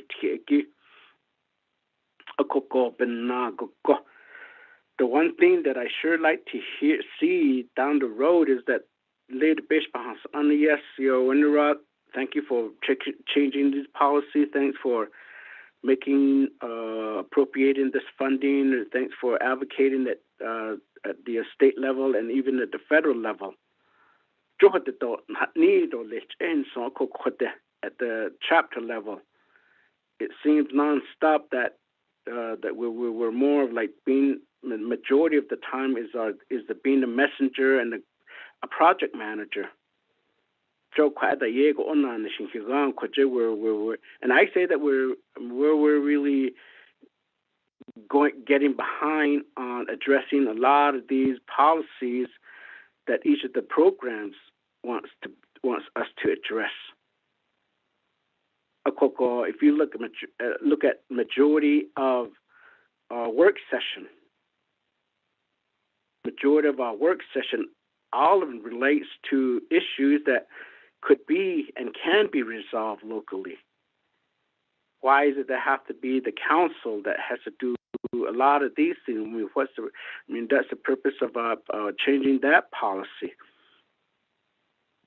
So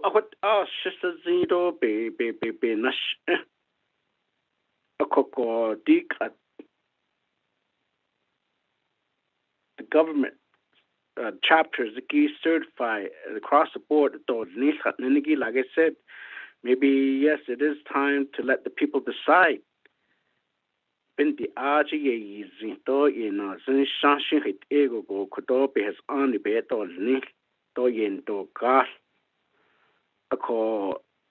we can just go ahead and move in that direction. Because of what I've gone through and what I've gone through, it really, I really don't have a problem the way I see myself in working on a lot of these things and working with the chapters. Yes, we have differences. Yes, we have issues and so on. But how do we really equip our local chapter with sufficient resource, sufficient funding, and everything else that they can do within the boundary, even the boundary that chapters. Like I said, mission site lease by Bahanas. I'm sure the local chapter could probably resolve this quickly, but because of the policy, nobody really knows what to do now. This mission site lease in one of my chapters is going on over 10, 15 years now. People are just now living there. And then when it comes to boundary, in the there's chapter service boundary, no other grading boundary, no the bayata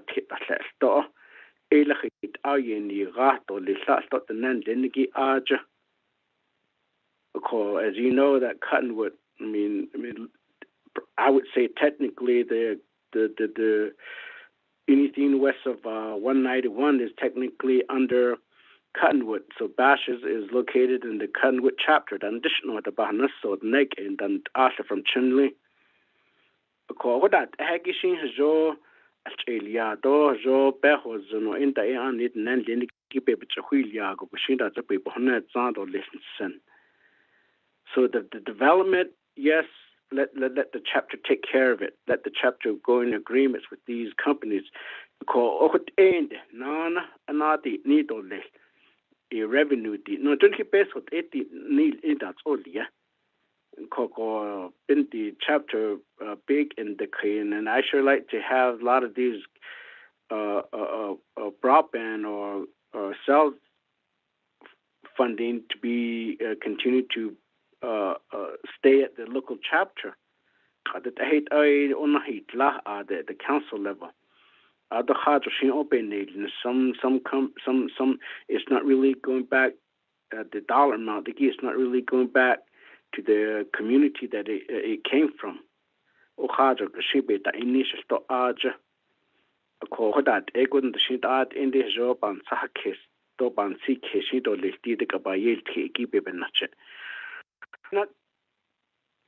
I may not understood the presentation, but that's my thought and input on this particular issue. Chairman did Alcodor Bahasi.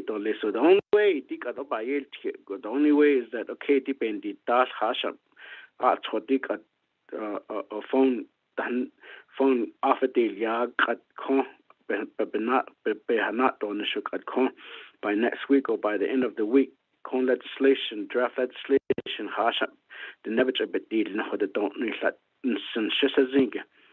otherwise the Obahanani till I had she will tend in more issues at the chapter level, and then only had Hananat or Dila Bansit in Ila Haleholation Onati need on this so I got that chairman, so it was just a zero quite I mean, I'm all for it for the local chapter to get as much authority as we can.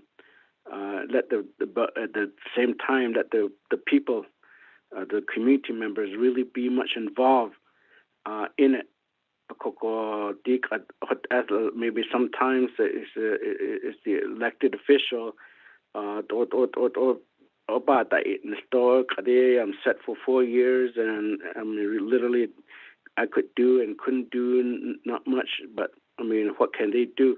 I mean, recall the needle and so on. About that data set that aid ne to ye go better husband that store. Out of the one thing the 3 quorum issue about yet store. We're limiting the chapter to conduct much a full-blown operation at the local chapter level. Even we're still having problem having our Navajo people to have access to the internet or call-in number, and even some are lacking to notify the community of the 48-hour notice of these meetings. And then that's the other thing too. The one thing that that we're more involved at the local chapter, which is okay, I guess, for me, for some of us on political side, but I mean, quite last time, legislation that the president signed into law, I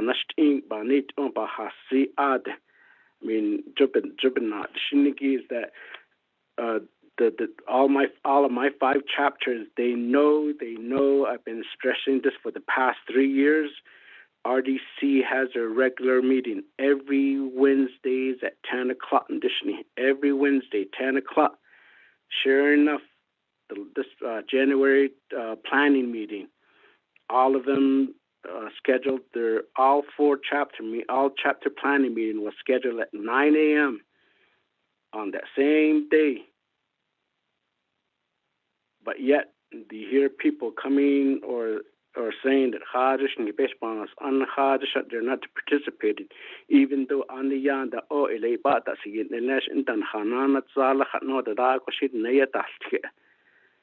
so these are things that we deal with, that I deal with. These are things that I deal with at the local level. So I mean, I know certain chapters by resolution have set their meetings to be conducted at certain time, but yet yes, it was a legitimate excuse or legitimate reason, which is not having the 25 quorum. even under the 3-3 quorum rule, a lot of time these chapter meetings are rescheduled to some extent, probably to accommodate a lot of our chapter officials' work environment. Some of them are holding their second job or something of that nature. But I mean, I don't know what it would be a good excuse to reschedule a meeting. Even they only have to deal 48 hours notice, and then but yet chapter meetings are being are rescheduled. Although even the agenda is not being posted. By policy right now, Title 26 says 48 hours. These are things that we deal with, and I'm trying to, I guess, educate the public and then trying to inform the public about a lot of these things. But at the local, back at the chapter level, some think that I'm trying to raise an issue with the public to the local officials. So what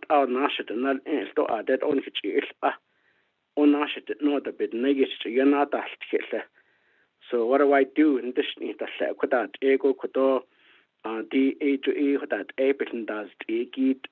At the chapter meeting, at the chapter level. To some extent, it's a political situation, a political issue that I talk about.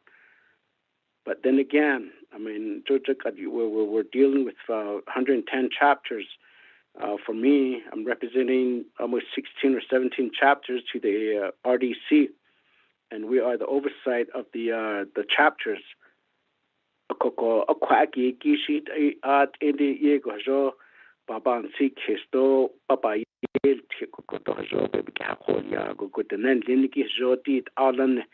Government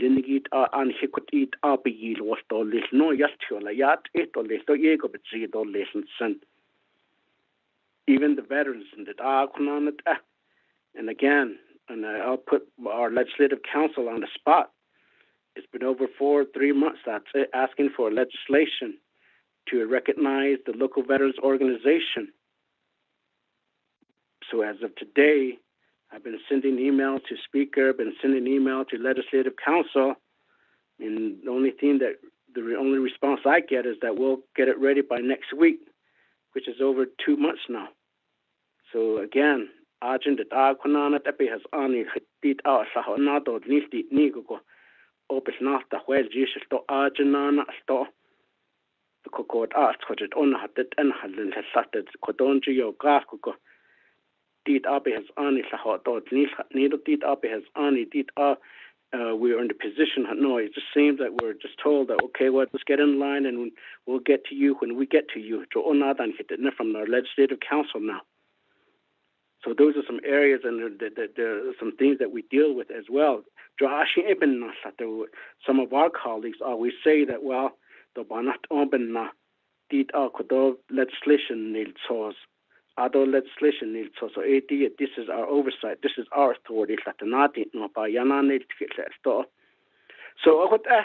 think I'm going all over the place here, but nonetheless, these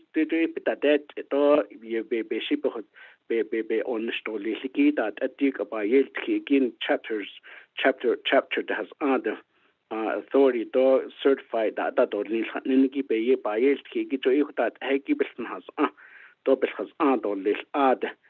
so I may again as a delegate, I'm sure that we could really focus on really fine tuning a lot of these policies and an appropriate debate more on these funding.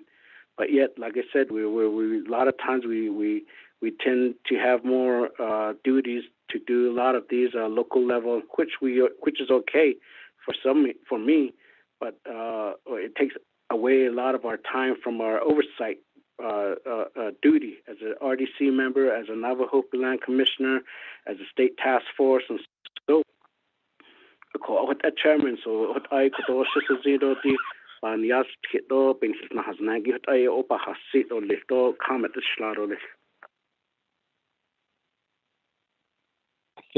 Cement Honorable Begay and Lago on Susan Kes go behind Jiggy by Kehoinson. So next in the queue, we have Honorable Stewart.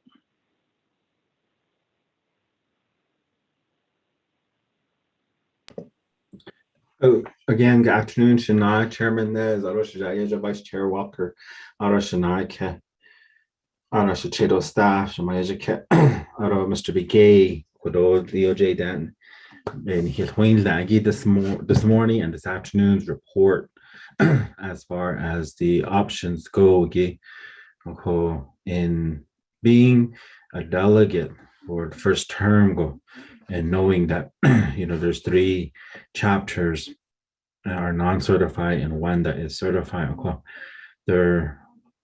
It goes to what I have seen is that it goes back to the management skills that either an official has, chapter official, or the chapter manager. And with the certified chapters, Ashani, it's the based upon their FMS manual, what they have implemented, what they have processed, or what they have passed. That's one thing that's good about it. But there's other areas, that need improvement as well. Every so often, so they some chapters they do amendments to their FMS manual. Out of the non-certified chapters, again, we've gotten this report as well from Division of Community Development, Dr. Yellowman and Ms. Jim Martin, as well as for their part, supervising the 65 chapters that are non-certified, and how that supervision comes in to play with the regular Navajo Nation executive branch policies. Whereas the other 45 chapters, the responsibilities, although not so much written down in Title 26, just like when we first came on board, not I, but when we first came on board, that was one of the questions I had asked Mr. Regay was representing 4 chapters and knowing that out of the 4, I have my home chapter. How do I vote? Do I just sit there and do my report? Because to me, it was based upon the community members and how they really didn't know me, but they put their trust in me. And I've said that before, it's just based off of their trust and the trust that these community members have for us as delegates to make the best judgment calls for them in their communities. And so through the 4 years now, 3 years completed that we've all served as delegates, I have those chapters, that are not certified, that have continued, to say, yes, you're not from here, but, we want your input. We want your recommendation, because, you represent us in Window Rock, and you voice your concerns on not only your chapter, but the rest of us as well. So we want you to be included. That's just needed. And that was with the last one. Then we went through this election again for the chapters. There was a couple of officials that came in new and they didn't know. So we went back through what I first went through and asked them again, what do you want to do? You want to include my vote? You want to include my recommendations? The majority of them did. There's one chapter that said no, just give you a report and that's it. I said, okay. So that's what I do now. The other 2 chapters, I participate and whatnot. I just make my report and that's it. But I do participate in their meetings. But I think in these areas, I think the Title 26 and as well as our title that we operate out of, title as delegates, those amendments need to be really looked at, especially if we're entertaining another legislation, to increase the 48,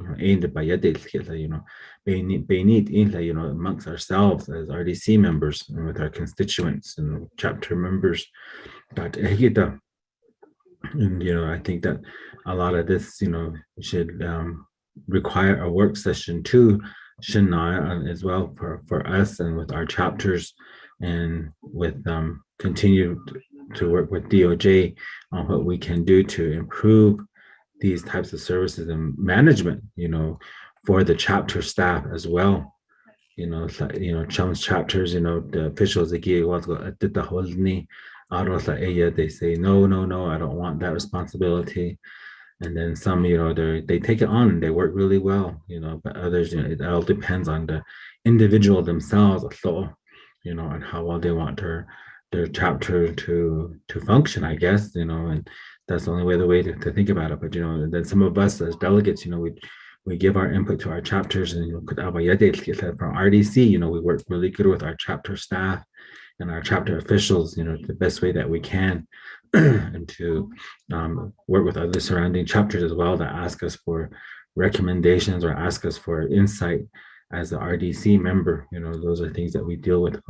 Again, these are just some mainly comments. I did send a text saying I had a question, but it's mainly comments into looking at the presentation which Mr. McGay provided to us, and then looking at the options 1, 2, and 3, 4 options, and then also the responsibilities as management goes, and thinking about how we can improve these areas. And it's always going to be perfect, but it'll be at least some type of guidance as well to be given in those areas.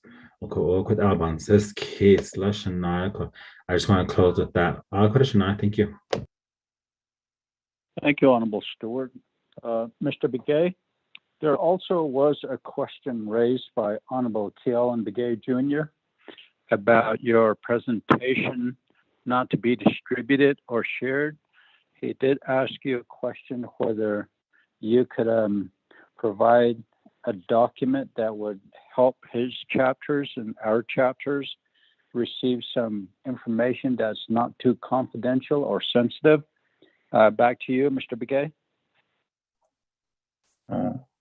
Nana, Chair, members of the committee, and others, visitors on the phone. I emailed a version to Mr. Tahi that can be used to distribute to your chapters, with the understanding that these are ideas. It's something, DOJ, Division of Community Development, Auditor General's Office, and just some of the feedback that we record down, just like Honorable Delegate Kealan Begay, that all of those things are relevant. And we take those notations down, and those are the types of comments that are incorporated into these 4 models. There are some models some people are just going to be absolutely against. But I mean, to me, in my thinking, there has to be one model that everybody, or not everybody, but a majority can agree to, and at least and a majority that can be proposed to the chapters, because again, I think all of us, we deal with chapter issues on a daily basis, and how do we deal with chapter contracts? The LGA says only LGA certified chapters can do that. Those are questions that seem simple, but they're really complicated. Can chapters declare emergencies when that hasn't been delegated to chapters yet? I just want to let everyone know that this presentation, I knew it was 20 minutes. I was only going to get 20 minutes, and again, I really appreciate the additional time. But knowing it was 20 minutes long, trying to get all of the slides within 20 minutes. It really was an introduction. One of the things I informed Mr. Tahi was if the committee wanted to get detailed information about the amendments to the 5-man system, get detailed information about some of the laws, the underlying strikeouts that I've been working on. I think that should go into work session. But again, these are just an introduction. These are just to give you all an update, because I did present this again to the Commission on Navajo Government Development, to keep you all informed about what efforts we're trying to do at DOJ level, at DCD level, and how do we, again, I think on these models, you could swing of giving authorities to chapters, and then there's a model where it's more restrictive. And I think all of us on the phone, all of us should agree that the LGA is outdated. There are just too many events that happen after the LGA pass that it's unworkable. And so even though we could work with it today, it's very difficult to do that when so much has changed since 1998. And so again, I appreciate those comments.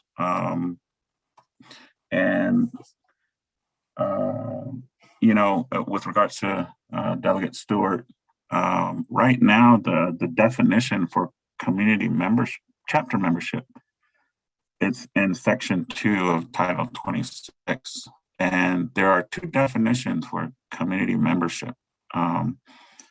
One is for voting purposes, which is registered chapter members. And the other one is for purposes of receiving chapter benefits, which is basically all residents of the chapter. Even that could be amended, kind of like a honorary voting member to allow council delegates to vote.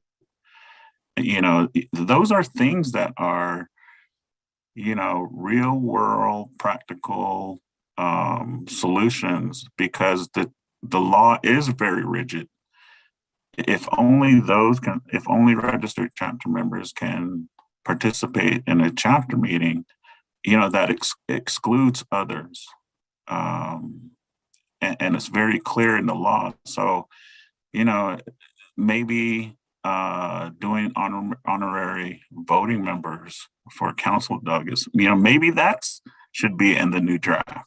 I don't know. I'm just coming up with ideas. I'm sharing it with you all. And, again, these are based on what I've seen over the years that I've been working with chapters. So, again, these are ideas, and they're very different. But there has to be one of them that we can come to a consensus on to present as amendments to Title 26, whether that's giving them a lot of authority or keeping the limitations. I leave that up to leadership. Mr. Chair. Thank you, Mr. Begay. Honorable members of RDC, do you have any other comments or questions? Honorable Vice Chair Walker? Yes, Chairman, can you hear me? Yes, go ahead. Okay, thank you, Chairman, committee members, staff, yeah. You got not Javanza, the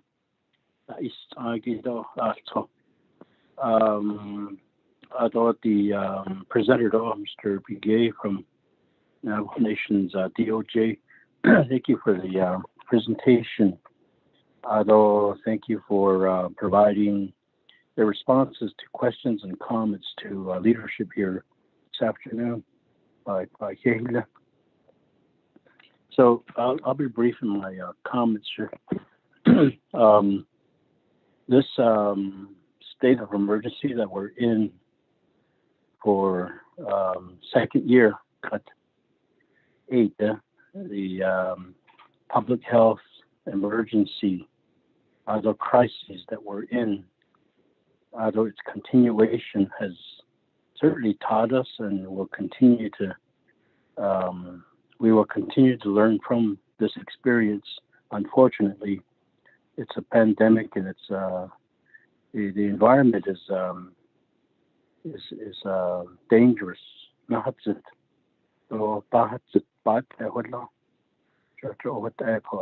say it in that way because that is the truth. That is the reality. It's life-threatening.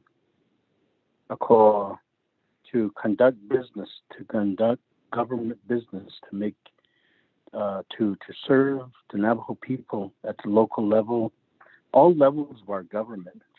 It's obviously very, very challenging. A lot of constraints, a lot of problem solving when it comes to serving our people in different ways, different capacities, emergency or just a routine government, local government businesses and decisions that are made.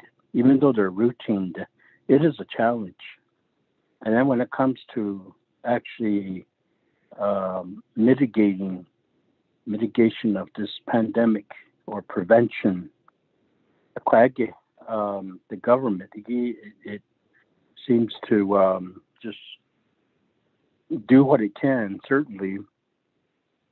But you look across our land, 110 chapters. Everyone's on a different wavelength. Everyone, the capacity at probably these chapters, they all differ, certainly. Their abilities to serve,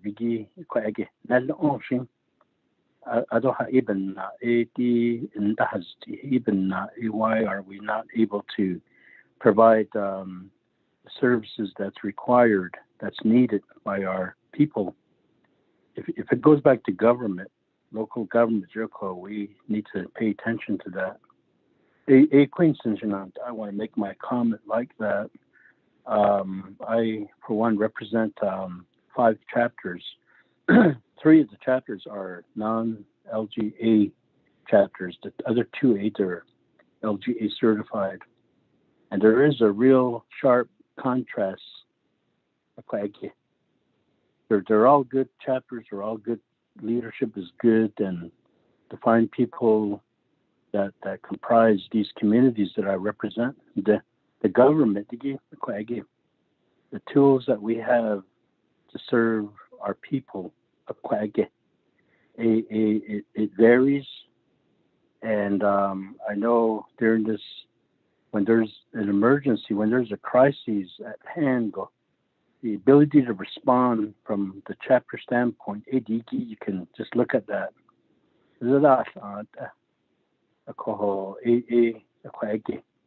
I think that has shown me, certainly, that our government, we need to closely examine and to make changes, to make amendments, not to just do it out of curiosity, not just to do it just because we feel like we have a better way, but to do it in response to how our local governments serve the people effectively and adequately and timely.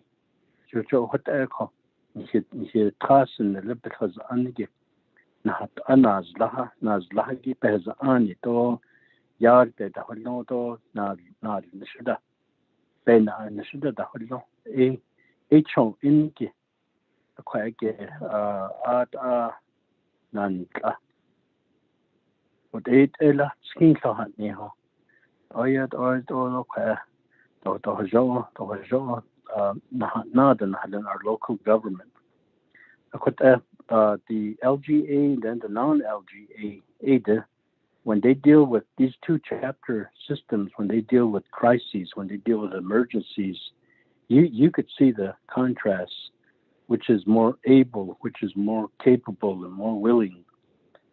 It's only because of the certification, government certification status, and only because one group will know how to administer funds and resources. Because they're not LGA certified, then they need to go back to the ASC, to DCD, to go back to DOJ, to involve the whole government in order to help the people. Whereas the LGA certified chapters, they make those decisions on their own. So that autonomy is needed, and it's appreciated on my part. There is a need to change the way local governments are operating. The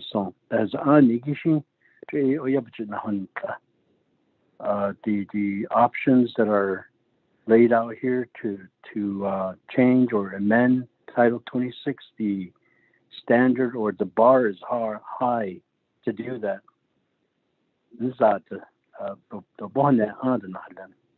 56 chapters have to ratify or referendums. But that's necessary also. We don't want our nation to keep changing. Some of these laws. Majority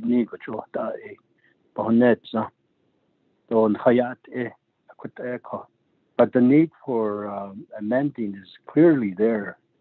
I appreciate the information, and I will continue to look at these options that were presented in this presentation. And I would support the idea that we have a work session.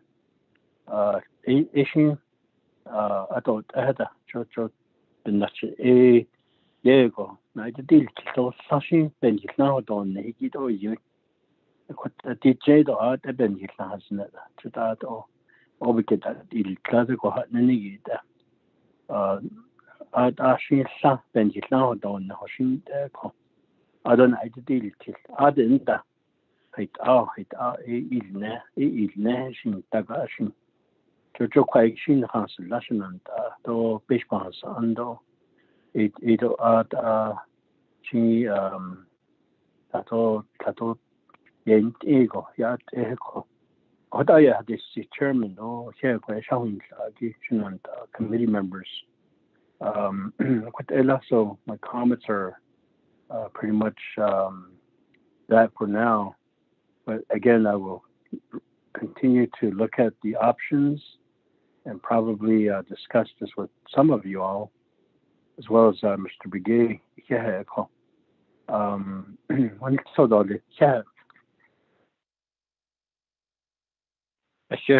Honorable Vice Chair Walker, and honorable members of RDC, do you have any other comments or questions?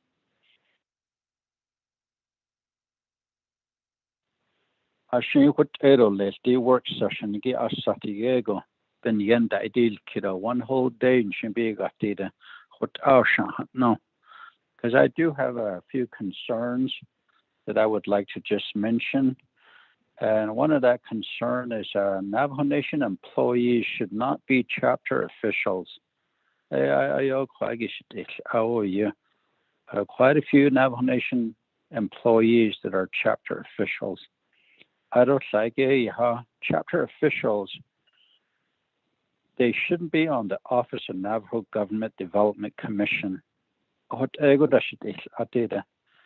So there's a lot of ways to look at this, especially trainings for chapter officials, professionalisms, and such.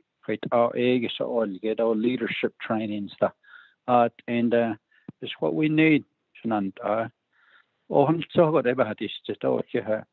there any other comments or questions, Nanta? Then we'll go ahead and accept the report. Honorable Vice Chair Walker, how do you vote? I vote green. Thank you. Thank you. Honorable Begay?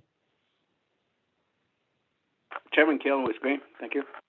Thank you. Honorable, excuse me, Honorable Daniels?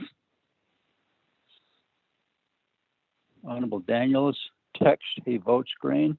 Honorable Freeland? Honorable Freeland also text his vote in as green. Honorable Stewart? Green.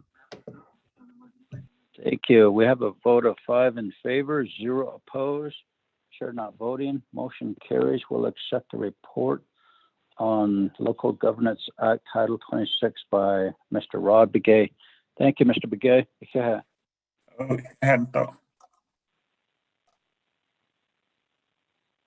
And we're down to the close of our meeting, number 8. Are there any other announcements?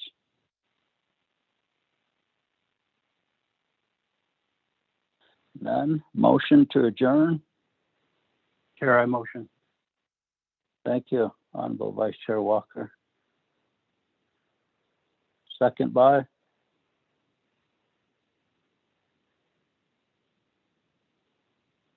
Chairman Keelan. Honorable Begay, thank you. Any comments or questions? I hear none. Honorable Vice Chair Walker, how do you vote, sir? I vote green. Thank you. Thank you. Honorable Begay? Chairman Keelan votes green. Thank you. Thank you. Honorable Daniels?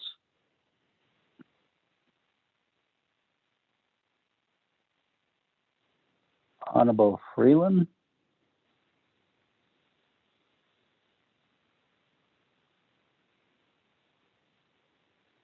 Honorable Stewart? Green. Honorable Stewart votes green. Honorable Daniels? Honorable Freeland? We have a vote of 3 in favor, 0 opposed. Chair not voting. Motion carries. It is now 1:24 p.m. and we are officially adjourned. You all be safe and may God bless each and every one of you. Thank you, Chairman, all committee members. Yahoo. Oh, thank you, staff.